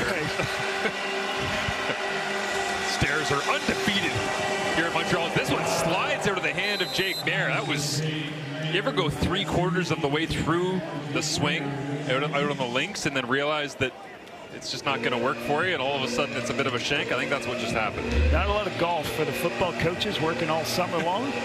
So, no, but it just comes out of his hand weird. Whether he's trying to change the launch point based on Debbie Berglund's hands coming up, it just misconnected to force another 2nd and long where they've struggled all night. Pressure look from the Alouettes. They bail out, but they do blitz Wesley Sutton off the edge. Complete underneath. Keelan White has to turn. And looks like he does have enough for the first down. Good battle from the young Canadian receiver. And really good patience by Jake Mayer, understanding, like, there's a lot of guys standing at the line of scrimmage before this ball is snapped, but the protection holds up. And then you got Keelan White, who's just going to come up into this space, and he's going to sit down in zone. You can see the defenders dropping out of the zone, and they can't, Mike Awe can't find where he is. 4 targets, 4 catches, including this one for Keelan White. Little tempo here, calling the plays quickly, a little bit quicker for Ryan Dimwitty, get some rhythm. Quick hitch pass, just a 6-yard throw, get the ball out of his hands quickly into Keelan White's hands on the inside. 13-yard gain up to 14. As another pressure look from the Alouettes, and they bail out from the other side. Going to the back end, and it's caught! Justin Hardy walks it into the end zone. And I think this was a single step in the wrong direction, Lapo, from a linebacker bailing out from pressure that just opened the window, and Jake Mayer was able to knife it perfectly to Justin Hardy. You always talk to your quarterbacks about, as people are dropping out, you're going to see Tyrese Beverett. This is a blitz, but they're zone blitzing. So as everybody runs to their zone, there's huge creases. So then they try to react to the ball. Tyrese Beverett, one of the best in the business, just can't recover in time. It's a great throw, great concentration by Hardy, catching on the back shoulder, spinning in for the touchdown. So great execution versus the zone blitz coming by the Alouettes. Tempo works into the end zone, go for 2. Mayer, hands off, going nowhere, all over it. Immediately, Isaac Adeyemi Berglund. The Red Blacks get into the end zone to open things up. In the 3rd quarter, they trail by 9. As Mayer to Hardy, we haven't said it the entire first half, but we do here for a touchdown in the 3rd quarter.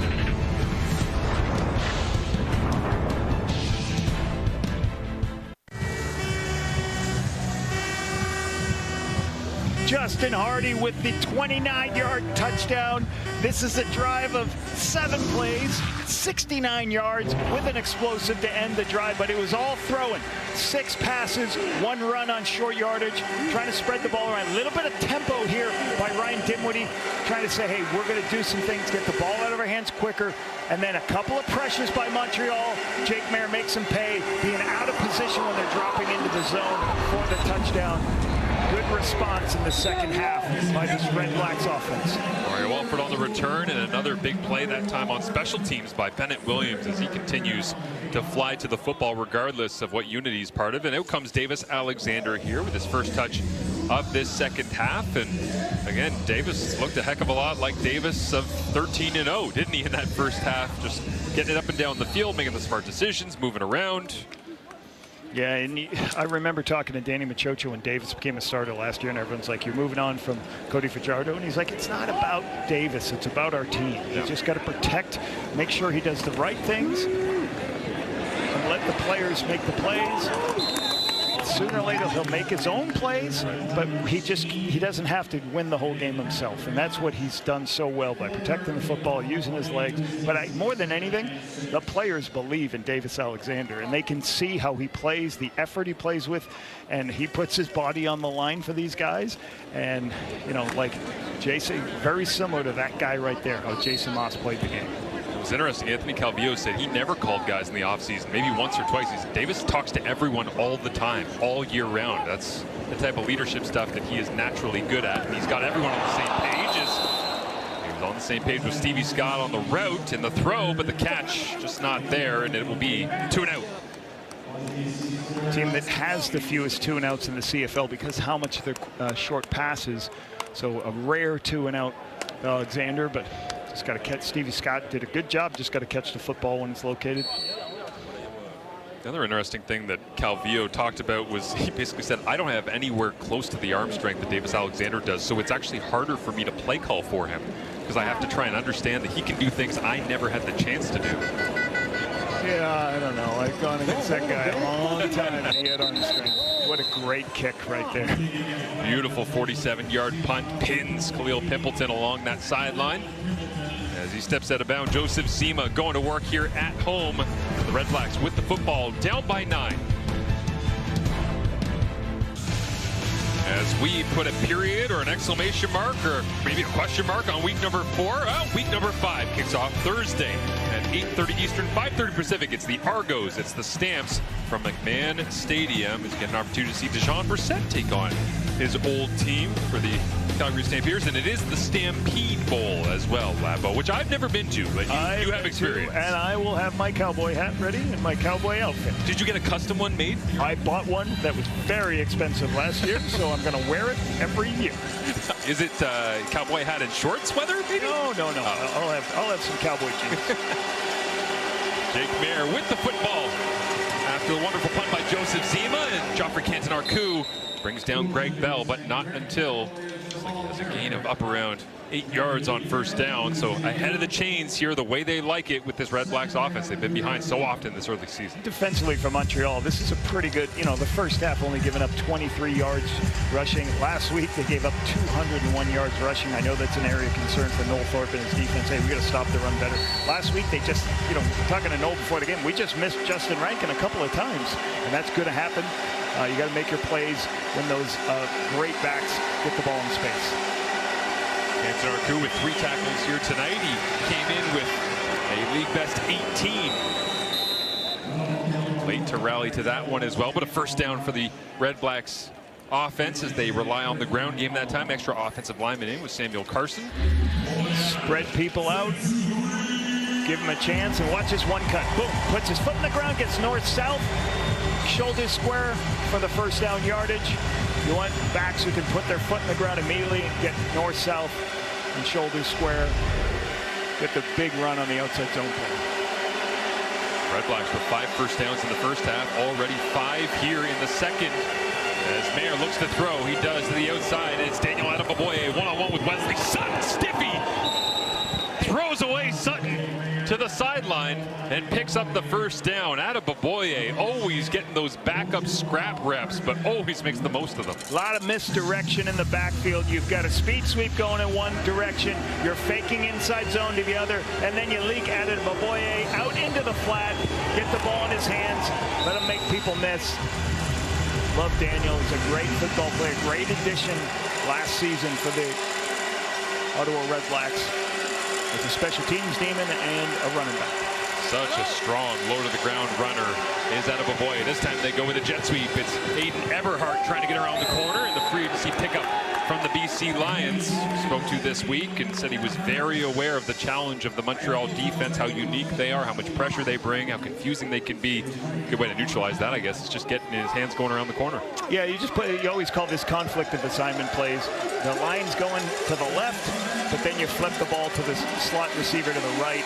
So you're trying to protect some of those runs so the defense, the speed of the defense goes in one direction, you create space for a receiver going the other direction.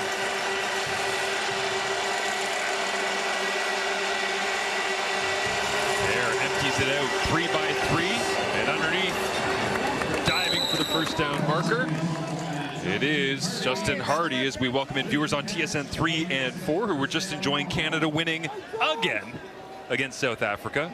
Sure, there's a lot of people watching that replay because that was an amazing win. Stefan Eustáquio playing the hero today. The question is, in the round of 16 against either Netherlands or Morocco, who will be the next Canadian soccer hero? Pretty good drive going so far by the REDBLACKS here. Usually when you flip the field and flip midfield, Noel Thorpe is going to like to bring pressure and start lining up other people because he's getting mad you're moving the ball so much. He's wandering people around already on cue. Is now Pimpleton catches to the outside and makes it all the way down to the 30-yard line, and a late flag will tag on more to the end of that play. Is again Pimpleton, 5'8", 162, and finding a way to churn out extra yardage. Jake Mayer, great understanding. You can't cover every zone, but sometimes people are going to leave this widest part of the zone available, and the quarterback's got to locate it. Great location, great timing, and then here comes the late hit at the end. Just too close to the sideline. You always talk to your players, escort them out the sideline, don't deliver a shot there. And here's where Thorpe gets creative, right? Yeah, usually, you know, this has been a long drive, you know, and he has been hurt by some zone pressures. The last couple drives, we'll see what he wants to do. Line up with 2 defensive linemen, hand on the ground. Bring 5-man pressure underneath. Justin Hardy on a slant route, catches it. He gets down to around the 6, maybe 5.5-yard line.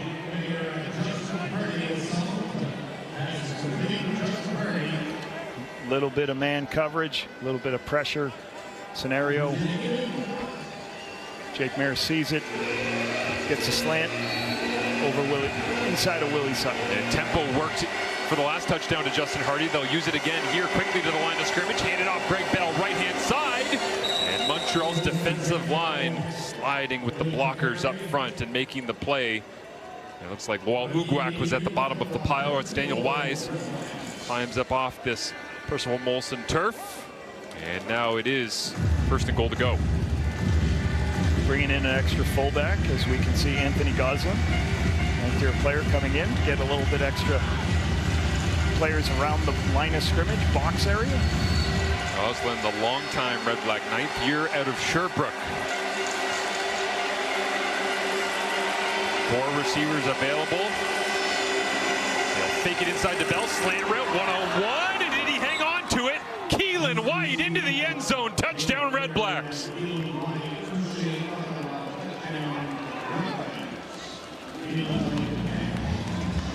One of the reasons you love bringing guys, more people into the box, the more players you have to design in the run game. You see all these extra bodies. You have an extra fullback in, you bring a couple of slots. That leaves one-on-one on the outside. You see all these in, and then Jake Mayer can say, I've got the one-on-one opportunity. I'm going to take that one-on-one opportunity.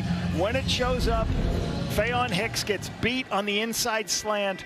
Great read by Jake Mayer, just taking the one-on-one throw on the outside as everybody's in to stop the run. The extra point from Brett Lowther misses. And So the converts, whether it's 2 or 1, now a compiling issue for the Red Blacks, but they needed a touchdown dearly, and they got it. Don't look now. Jake Maier's got more passing yards in this ball game than Davis Alexander.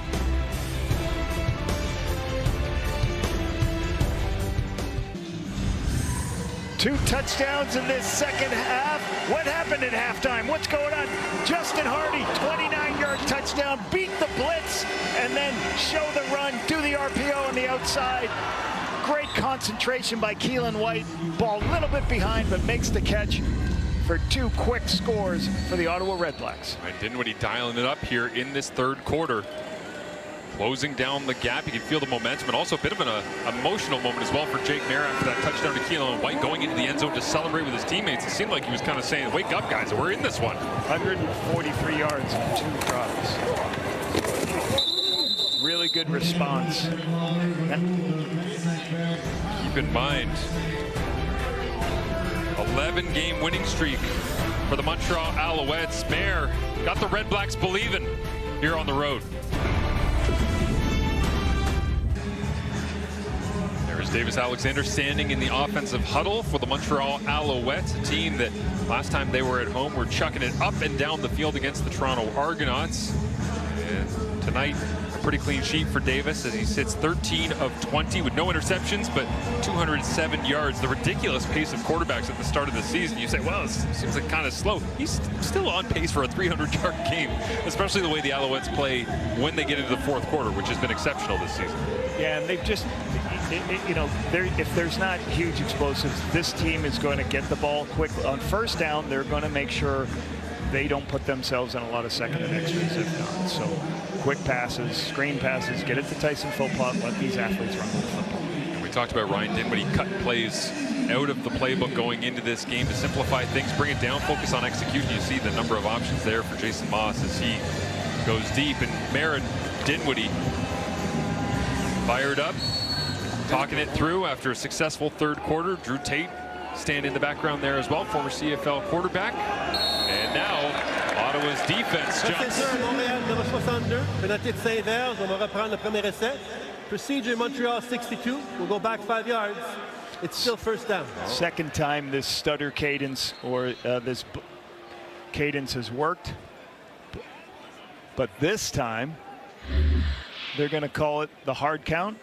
The Tiger Shanks moves first. Well, I mean, the calendar jumped out at the end. They called it on him, but I think everybody, including Ottawa, thought they were walking backwards as if they were guilty. Interesting.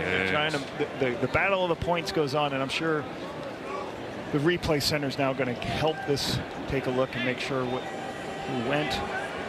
And they're already looking it over before the call's even made. At it as it's happening to assist. You can see them right now confirming whether somebody stepped back or not. I've actually been fortunate enough to be in the replay center for a couple of games where they're looking these things over, and it's amazing how fast the play's not even done, and they're already ripping through the footage of a play that happened 10 seconds ago. Here's our referee, Ben Major, with the clarification.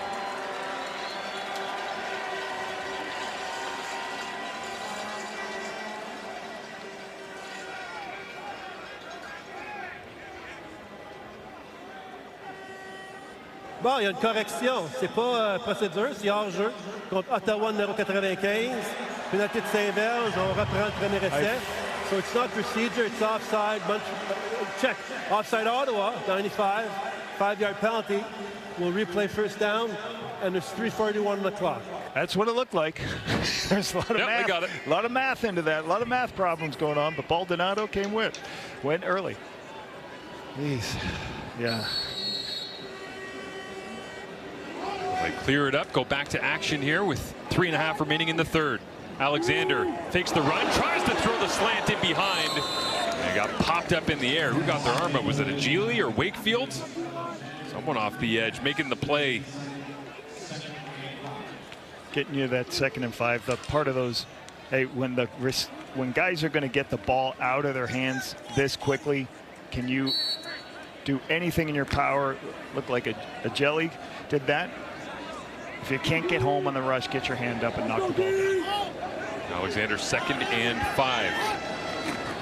Same look, this time he gives. Stevie Scott dances over one tackler. Nice coming down the play was Scott Hutter, the free safety at a Wilfrid Laurier University.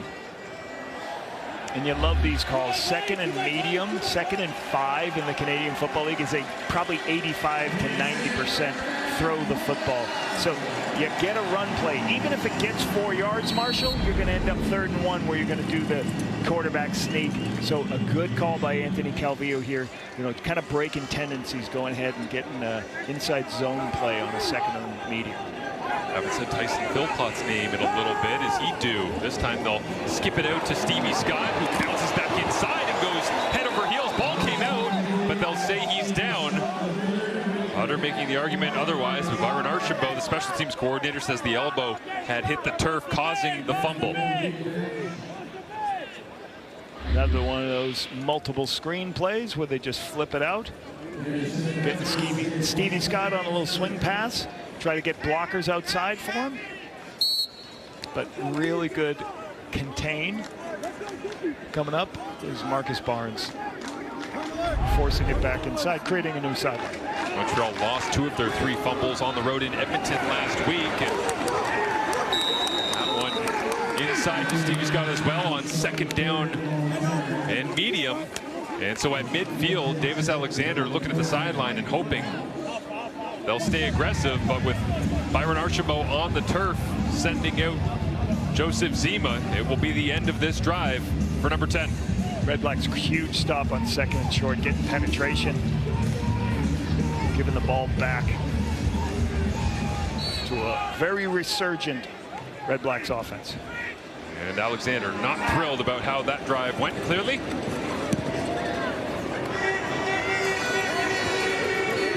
Will Pimpleton tries to make some magic for the Redblacks. The coverage unit all over it.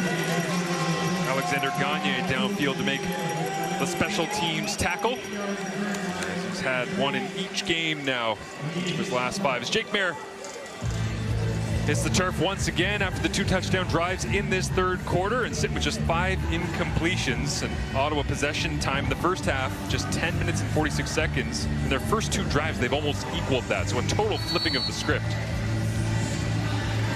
Doing it, put the ball up in the air, giving them, but locating the passes on 1st down, not getting the penalties that back them up. And just playing clean football solves a lot of your problems offensively. Absolutely. Justin Hardy in motion as Mayer takes the snap. Pressure on, looks to the left-hand side, rips this one complete. Aiden Everhart at the 35 and backpedals for a few more.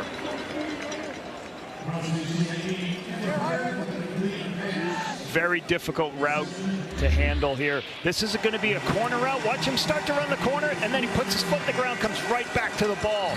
Right? A lot of people call this a bite route. You're going to run up, start running the corner, right back to the curl. So imagine defending that one. You're playing with speed like that. As Mayer this time, pressure all over him, incomplete. Isaac Adeyemi-Berglund right there. Geoffrey Canton-Arcou as well. The Montreal front not slowing down at all here, despite the fact Ottawa turning up the Jets a little bit. A little bit of pressure here, right? I think you're going to see a little bit of movement here.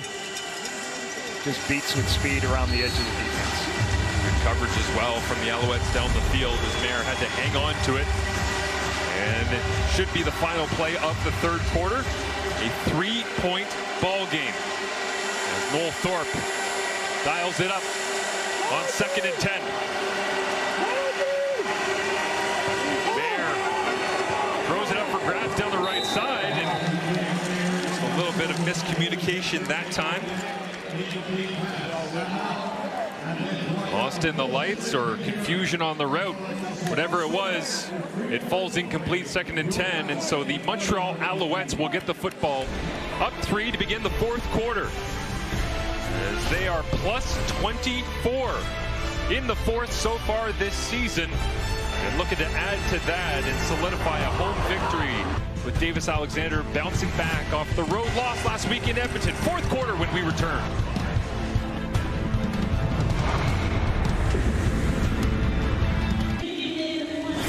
The Ottawa Redblacks had the football in their possession for about 10.5 minutes of that 3rd quarter. Totally uncharacteristic for the type of team they've been offensively much of 2024, 2025, and especially the start of 2026. Those net yards in the third quarter, outstanding. Yeah, and you can see rushing yards. Neither team, these teams are 8th and 9th in the CFL in rushing. They do it by quick passes and getting the ball out of their hands.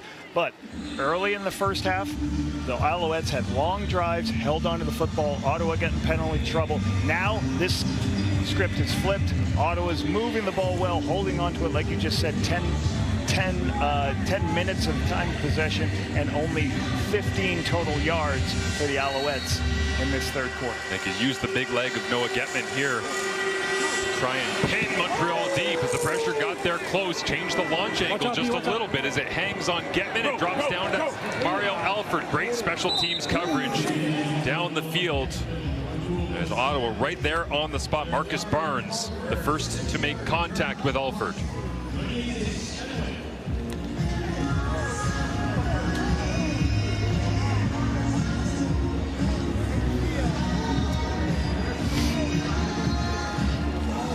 Alexander back to the controls. You can guarantee he spent a quarter break talking things over with Jason Moss. Anthony Calvillo saying that his favorite thing about a young Davis Alexander, if he's not already young, younger, was hopping on the tablet immediately after every drive and just asking endless questions. He says he hasn't changed one bit despite the success in his early career. Outside to Tyson Philpott he goes, who dances away from the first tackler and the second. Before C.J. Rivas brings him down, but Tyson Philpott dancing in the open field. Ball out immediately to your playmaker, to the wide side of the field. Lucian's got to make the tackle. He can't make the tackle, too much space. Good step up for the extra short yardage play. Turn into a short yardage play. Plunge their way forward. Tyson Philpott had 7 catches in the first half, held catchless in that third quarter, but begins the fourth with another grab.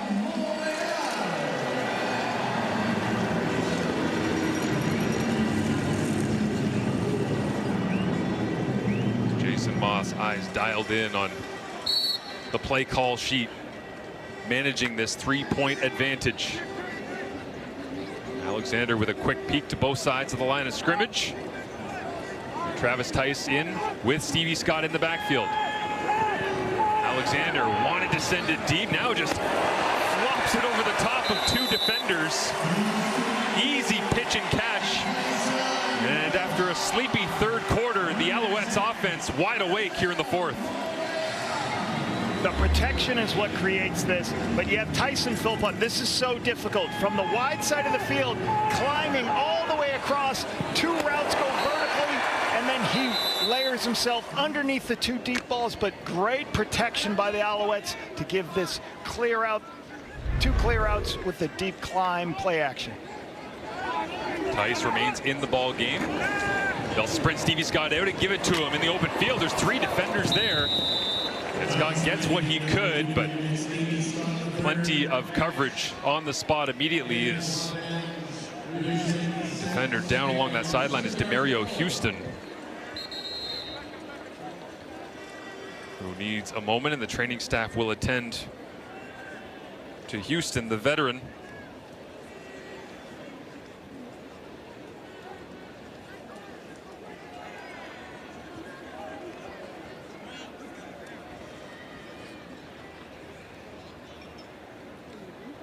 Ryan Dinwiddie over to check him out as well. At least for a couple of snaps, it looks like we'll have to make a substitution with Jeremy Lucien factoring in somewhere and shuffle the deck on the back end for this Ottawa defense against Alexander and the Owls. Lucien's a young player they like a lot. Bigger body. 6 feet, 195 pounds, got 8 defensive tackles so far this season in the games he's played. Been on the roster a couple of first 2 games. We will step aside as Demario Houston gets looked at by the training staff and return. There is head coach Ryan Dinwiddie watching on as he sees Demario Houston go to the sideline and now moves around some pieces in the back end of that Red Blacks defense. Davis Alexander, probably too much time to talk it over at this point. He's been standing around for a solid 2-3 minutes. Stayed in the huddle the whole time, didn't go to the sideline. working over the play call and finally gets a chance to bring it to life. Jason Moss watching on.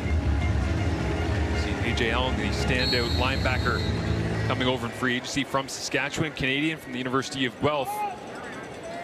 As he stares down Alexander. Allen will blitz. Alexander goes the opposite way. Gets it out to Tyson Philpott and called it. Jeremy Lucien on the field makes the tackle in open space, and on cue A.J. Allen right there to celebrate with him. A lot of different motion, but at the end of the day, Tyson Philpott one-on-one. Jeremy Lucien, just throw the hitch.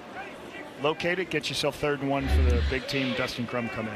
I think that Jason Moss spent the last 4 minutes on the sideline trying to figure out how to isolate Lucien in some way, shape, or form against Tyson Philpott, right? Well, he got it, but he didn't get the first down. So in comes Dustin Crum with 3rd and a yard. Now comes up. Life of a short yardage quarterback isn't always fun. A lot of gains of 1 to 2 yards, and you get hit by a middle linebacker. Well, especially when you got the educational background that guy's got, Dustin Crum, that we've detailed well. If you're a diehard CFL fan, Mechanical engineering. What was his? I believe aeronautical. He's a NASA man. He is a rocket scientist, actually. As I try to dumb it down for myself, not for anyone else. REDBLACKS, Ottawa numéro 1. On va avancer de 15 verges à la fin du jeu. Ça va être premier essai automatique pour Montréal. Roughing, Ottawa number 1. We'll go 15 yards from the end of the play. It's going to be automatic first down for Montreal. Niles Morgan, an auto fire over the top in this ball game whenever Dustin Crum is in short yardage, but it costs him there. Whether this was a blow to the head or is just something at the end of the play. Didn't get a visual of it. Puts the ball inside the 10. We'll see what defensive coordinator William Fields will do to try and assist the Red Blacks offense that's held up their end of the bargain in this second half. Agili almost jumped offside. A hard count to get a look at the defense. Try to help out Stevie Scott to know where to go. And he runs right into a wall of Red Blacks tacklers. C.J. Rivas does a good job helping out. Morgan's in there. Bottle up this run, create 2nd long. You know, Montreal offensively has got a lot of explosive plays. This is the area of the field they've struggled. 7th in the CFL. Fewest trips in the red zone, sometimes because they're just throwing it past the red zone, but they're only 50% touchdown percentage down here, where you really got to finish with 7s. Anthony Calvillo said they put a ton of work into the score zone. Not great at it last year, especially inside the 10. He wanted to find ways to refine that. Let's see if they did. Alexander looks right, then back left, then tries to escape. Pressure on, running right, throws! Touchdown! Davis Alexander creates something out of nothing, like he seemingly always does, and it's Tyler Sneed on the receiving end.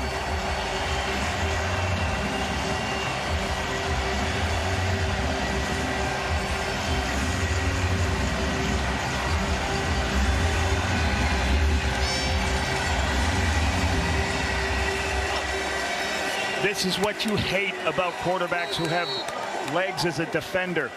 He's about to throw the ball. It's covered. Then he starts scrambling. You're not sure what's happening. Do I come up? Do I come play the player? C.J. Rivas, does he leave his defender? Leaves his defender. Tyler Sneed's open with nobody around. You ever see those, we'll scuff up the end of the play here. I just got Yemi Berglund.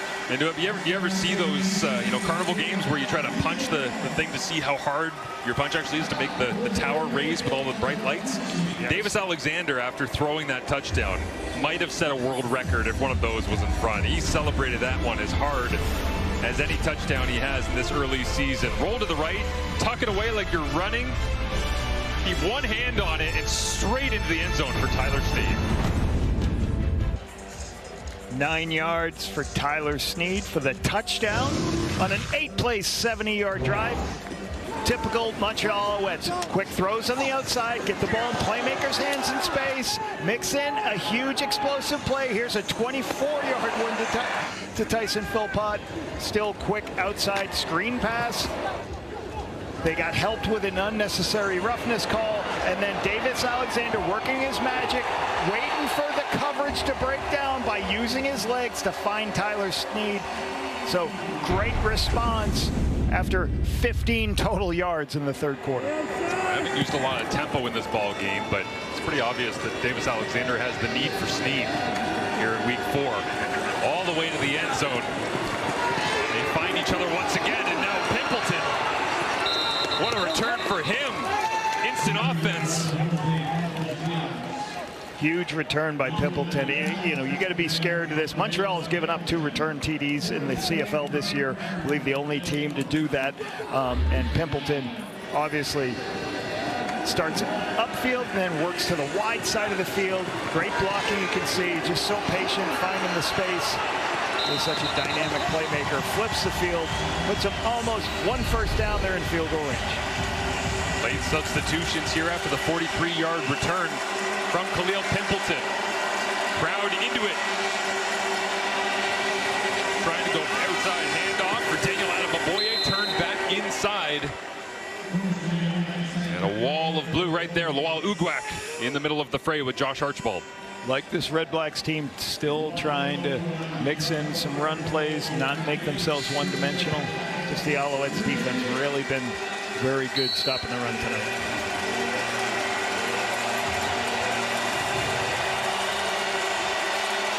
And this is the problem with some of these second and long packages. You're going to see so many different pictures and alignments from this defense. Bear, quick drop over the middle. Justin Hardy running free through the secondary inside the 25-yard line. And the Red Blacks offense has completely changed their complexion from the first couple of weeks.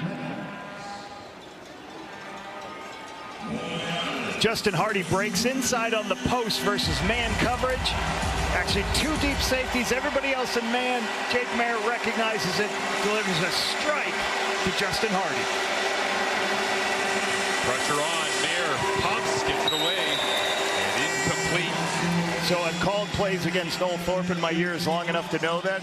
Like, they just completed another big, deep play. Ball's inside the 25-yard line. He get in a bad mood. He's going to rush the passer. There is a max level blitz.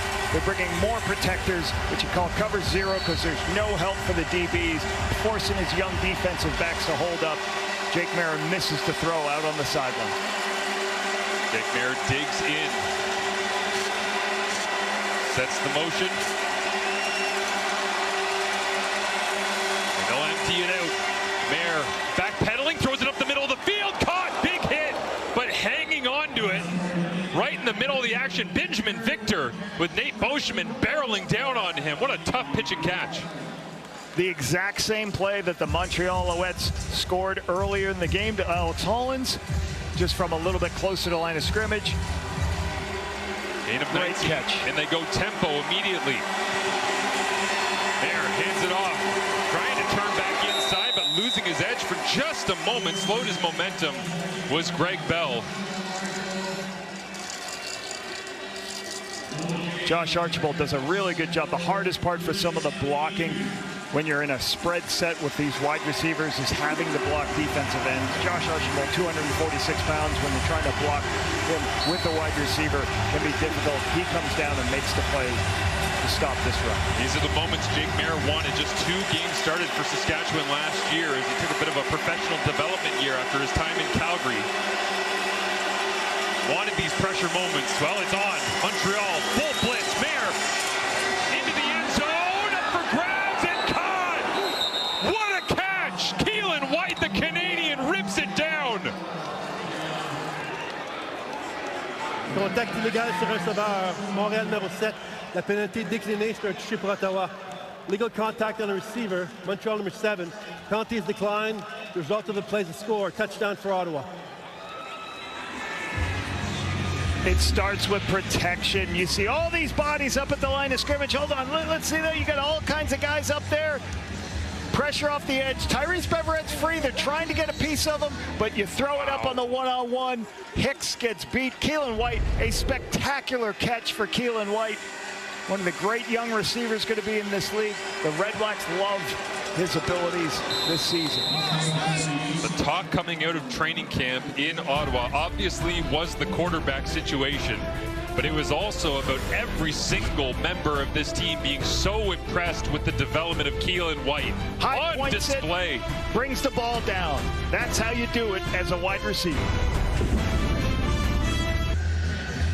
There's Keelan White, 6 catches, 62 yards. We talked about it.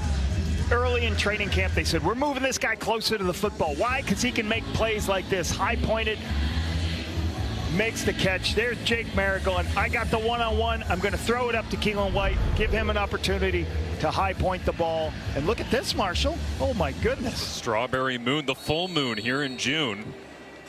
And strange things happen when a full moon comes out. 11-game winning streak for the Montreal Alouettes over Ottawa. Is this the night that they finally end that streak for the Ottawa REDBLACKS? They're in contention.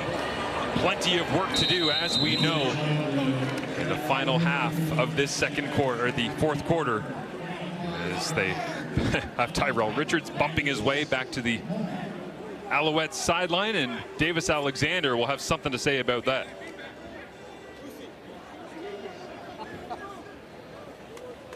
We won't get much different from this Alouettes offense now.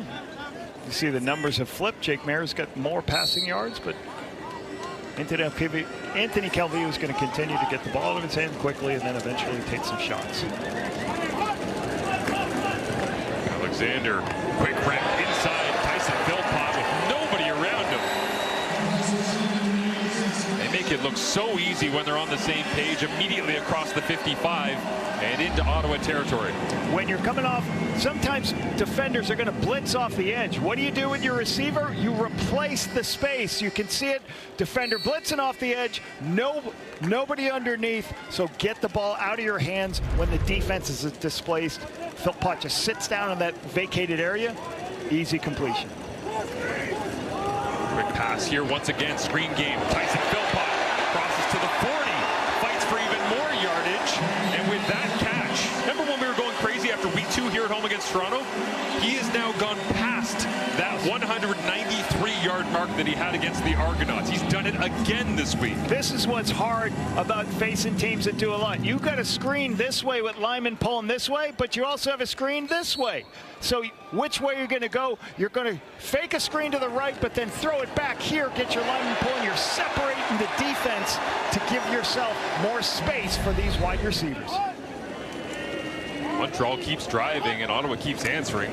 Might be a career high for Philpott before we're done here on a Sunday night in Quebec. As Stevie Scott bounces to the outside, inside the 20, cuts back at the 10 and dives forward, wrapped up inside the 5-yard line. Jeremy Lucien had an opportunity to make this tackle, but what you love about Stevie Scott, the Big Ten back at 230 pounds, 6'1", you better wrap him up. Low center of gravity. Okay, he's going to keep driving, bounces it outside, just miss, and he keeps it. You're not going to be able to bring him down with an arm tackle. Bounce outside for the big gain. Put the ball inside. Close to Dustin Crum time. And the Alouettes called time. Davis Alexander frustrated. They couldn't get themselves situated with the personnel package. They sent in the heavies. It was Marco Dubois, Jacob Mason, Travis Tice in there as well. I think it might have been a little bit thrown off. Looks like Stevie Scott actually had to go to the sideline after that last play. Yeah, I think it's going to be a little bit wider. Yeah, it's at the 5, so probably a couple of yards before we get Dustin Crum to come in. Base offense remains in for now. Anthony Calvillo did actually say this week that the only time in this season that he's felt like he's failed a little bit as a play caller is short yardage, not knowing whether to keep base or go heavy or how late to call it in. But regardless, after the timeout, they spend it there and they get themselves set. Scott the third watches from the sideline. Off to the left-hand side, and the play so nice. They gave it to Tice. Touchdown, Alouettes.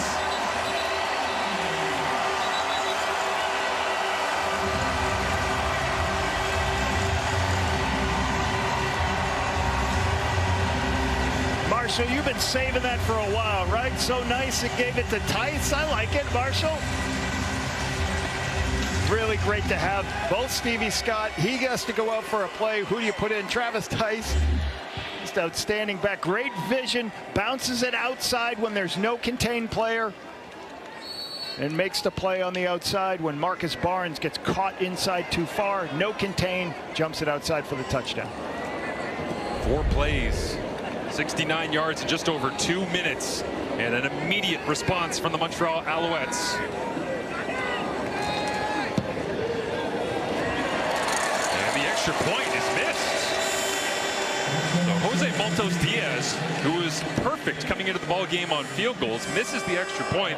As we've got Kenzie Lalonde on the sidelines with more on the touchdown scorer, Travis Tice. Yeah, so you'll notice Travis Tice has a new look this year. He's sporting number 5. 5's been the number he's worn since grade 3, all the way up till college in South Dakota. Because Travis's father, Rusty, was a massive George Brett fan, so it felt right for Travis to adopt that number. Tice family is from Pratt, Kansas, a town of about 7,000 people. And Dad Rusty and Mom Lindell are here today in the big city for just their second time to watch their son, and that one's got to feel good for this Tice family. Amazing, Kenzie. Yeah, my favorite part of chatting with Travis this week ahead of this game was him saying, you know, we're from a small town. There's not a lot of people. My dad was actually kind of rattled just by getting on the bus from the airport to get to downtown Montreal. He's like, why are there so many cars? I don't get it. Big city living in Montreal, and their boy is making big plays late in this one. Should have said, why is there so much construction here in Montreal? Why are all these roads closed?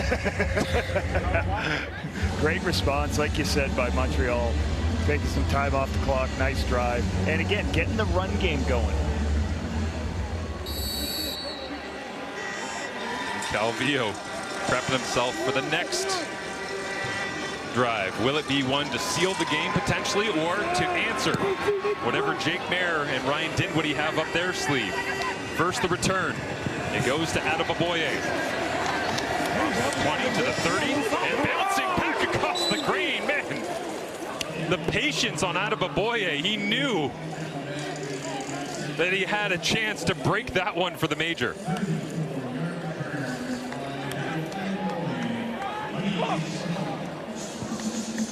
Jake Mayer's completed 75% of his passes tonight. Been good locating the football. As we get a picture of Adebaboye. Great balance, great run back inside.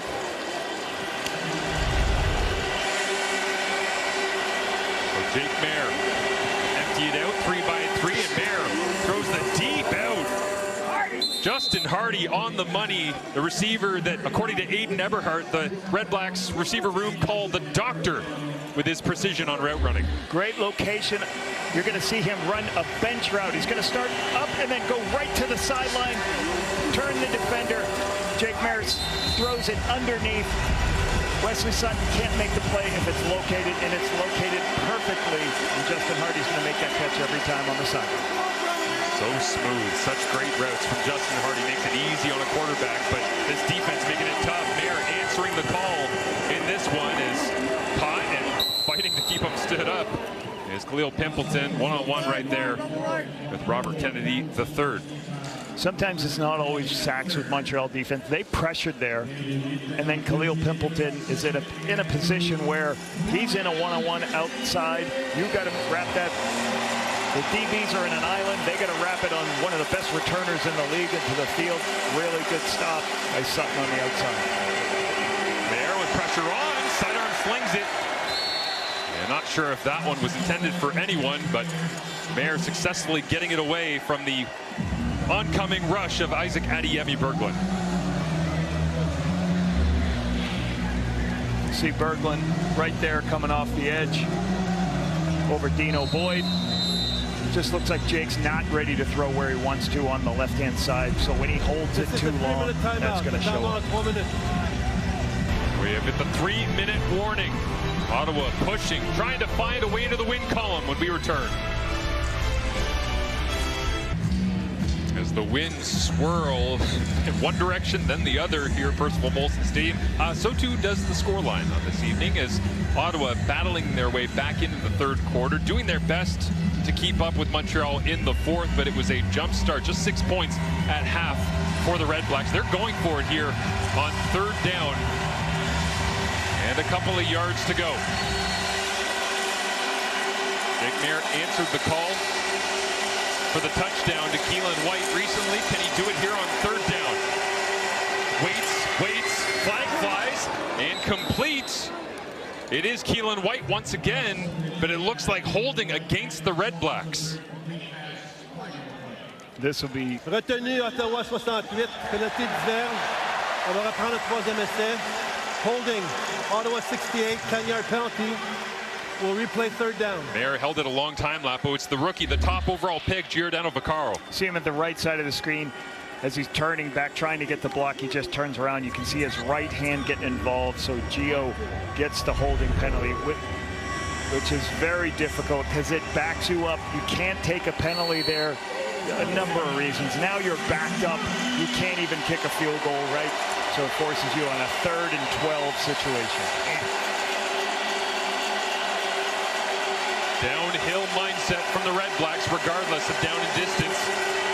There over the middle of the field and running through the secondary, it's Justin Hardy. What a throw by Jake Mayer. Clear the zone out and then send a player underneath into the space. You're going to have one going vertical and then Hardy showing up behind it to be in a good position. You see him working outside and takes that space. Great throw on time and great catch by Hardy. Another grab by Benjamin Victor here as he gets down around the 10-yard line. Another first down for the Red Blacks. Offense moving as they need to be after that third down conversion. And with the clock set to roll as soon as they get set and whistle in, Jake Mayer already at the line of scrimmage, lined up and ready to roll. Keelan White to his right, back the other way and up in the air. Dangerously that time, looking for Justin Hardy on the backside. Just a little bit behind for him.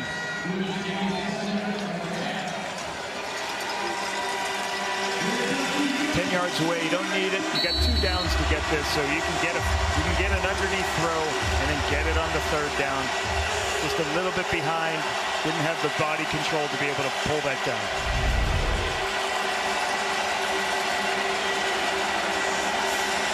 There, pressure coming on his right side, gets it away underneath. And great coverage by Jeffrey Canton-Arcou, who looks a little worse for wear after the collision with Aiden Eberhardt. But the Quebecois linebacker up onto his feet. And Mayer will slowly walk to the sideline as the field goal unit comes out, wondering what could have been.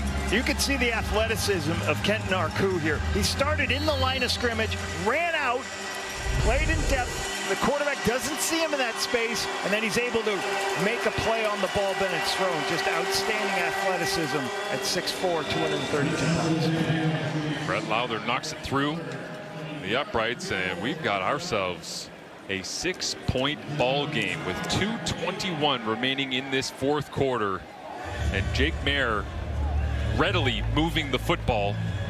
I wonder how much of the Chad Kelly film from a couple of weeks ago maybe watching, how much of the Cody Fajardo film watching last week, with Edmonton being able to go up and down the field with Justin Rankin out of the backfield a couple of different ways. I mean, there's so much offense in the CFL right now. You got to think late in games.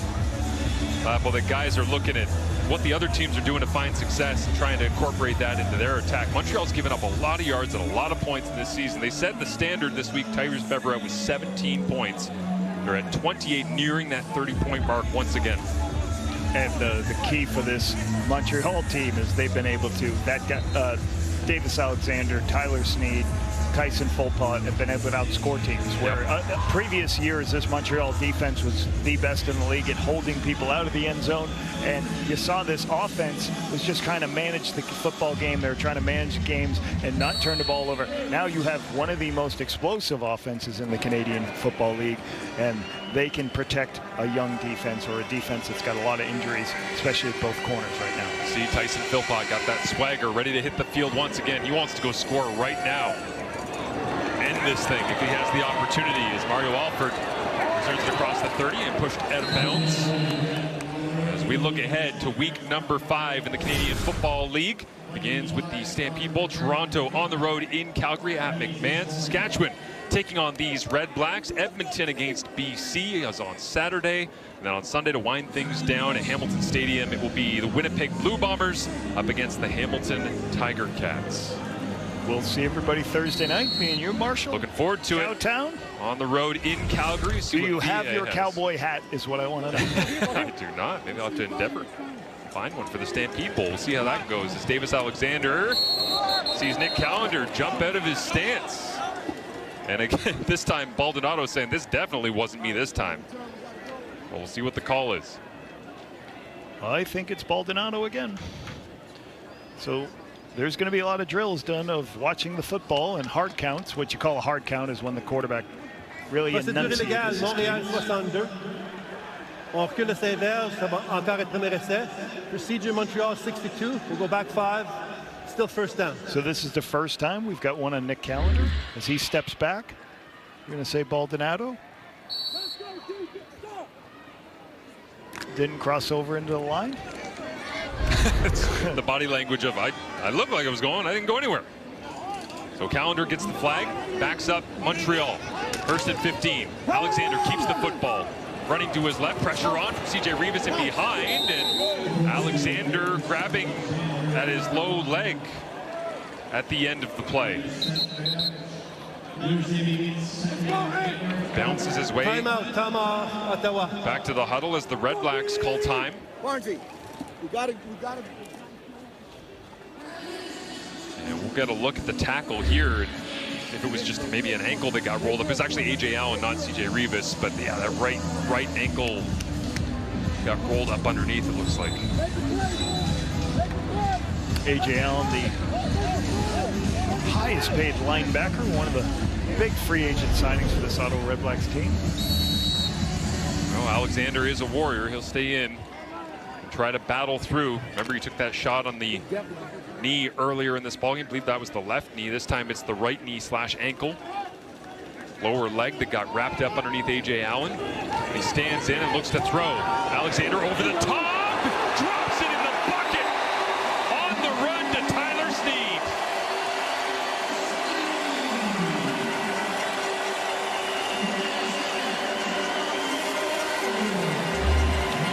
There's certain seams in a zone defense. You're going to put players in a position where they can't cover.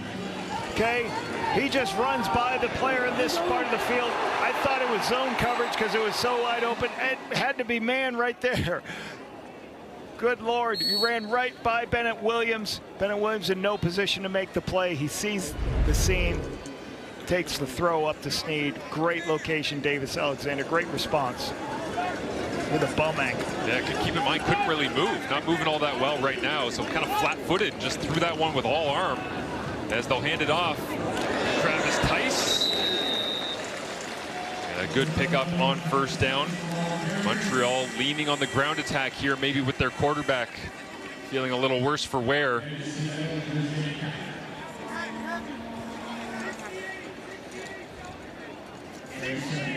So the full clock will be expired here. They're going to continue to try to run the football. You'd love actually on 2nd and 2 here just to get a yard so you get a 3rd down quarterback sneak and you take more time off the clock and then kick a field goal if you don't get it. Or get the first down and run the clock out. Again, handed off inside, and Ottawa's defense all over it. Leaders in the CFL and tackles for loss coming in to this ball game. As at the end of games, whether it was Edmonton week 1 or Toronto last week, teams trying to run it out.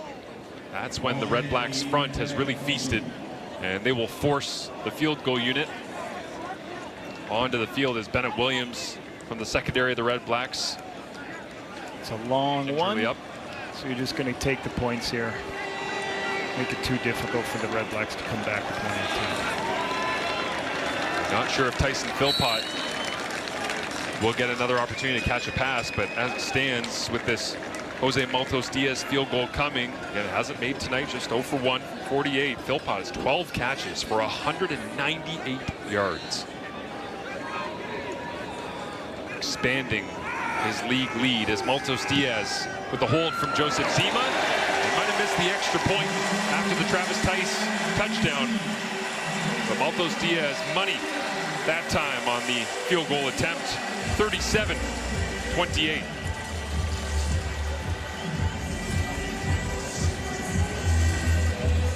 That guy has had himself a night, but it seems we're saying that every night. It's been a consistent story in the Canadian Football League, and great to see. I laughed talking to him a couple weeks ago where I said, people were really concerned about your 40-yard dash time when you're coming out of the combine. He was like, yeah, but the thing is I run like a 4.7 all the way across the field. There's not a lot of people who will run it for 60 yards on a deep crossing route. He knew he was a gamer. He knew he was going to have success. And here he is leading the league in receiving yards. Again, when healthy, arguably right up there with the very best, not just Canadian receivers, but receivers in the CFL the way this season's going.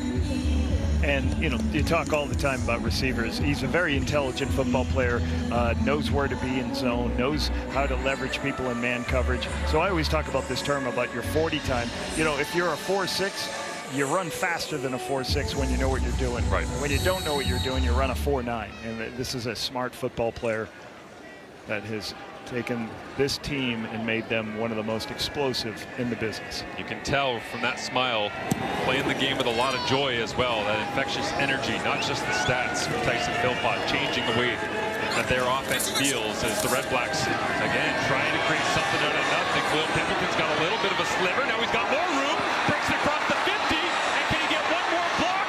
Chasing him down from behind, nobody will touch him. Khalil Pimpleton, touchdown Redblacks. They've been so close all night long, and they finally get one to the house.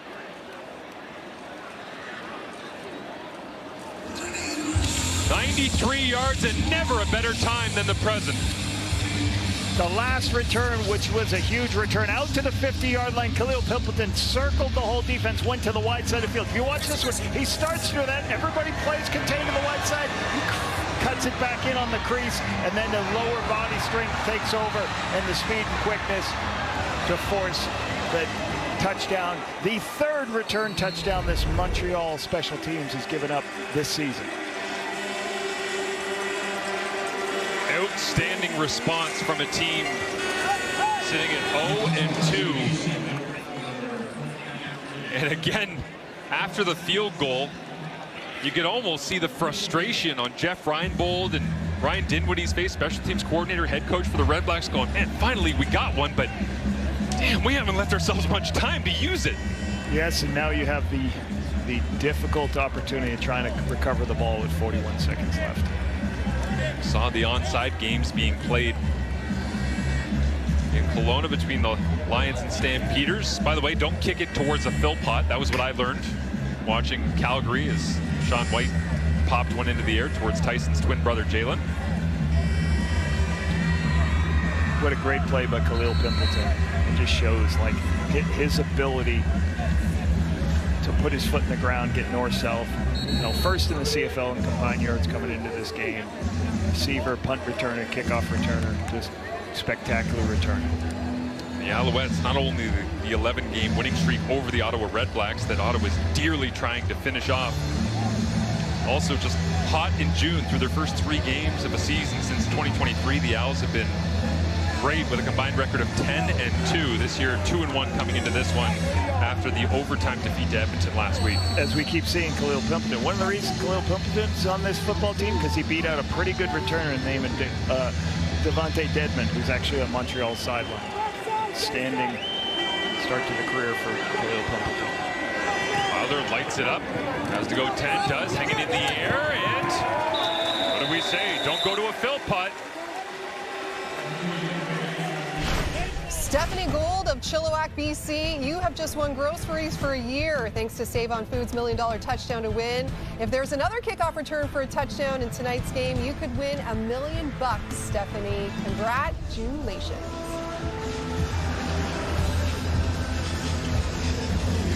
Thanks, Laura Dykin.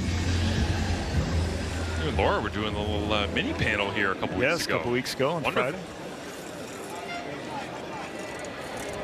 Under 40 seconds, clock management, end of the game. New rule comes in, and the Alouettes That was the frustration you saw from the Red Blacks coaching staff. Kneel it out a couple of times and concede the final snap. As Jason Moss walks forward to congratulate his players, and Jake Maier and Davis Alexander come together for a memorable one. It was close, it was competitive, it was feisty at times, but these two rivals, so close geographically, the dominance continues for the Montreal Alouettes over the Ottawa Redblacks. Better by the Ottawa Redblacks, getting some explosive plays, moving the ball offensively. Jake Maier did a really good job on a lot of those.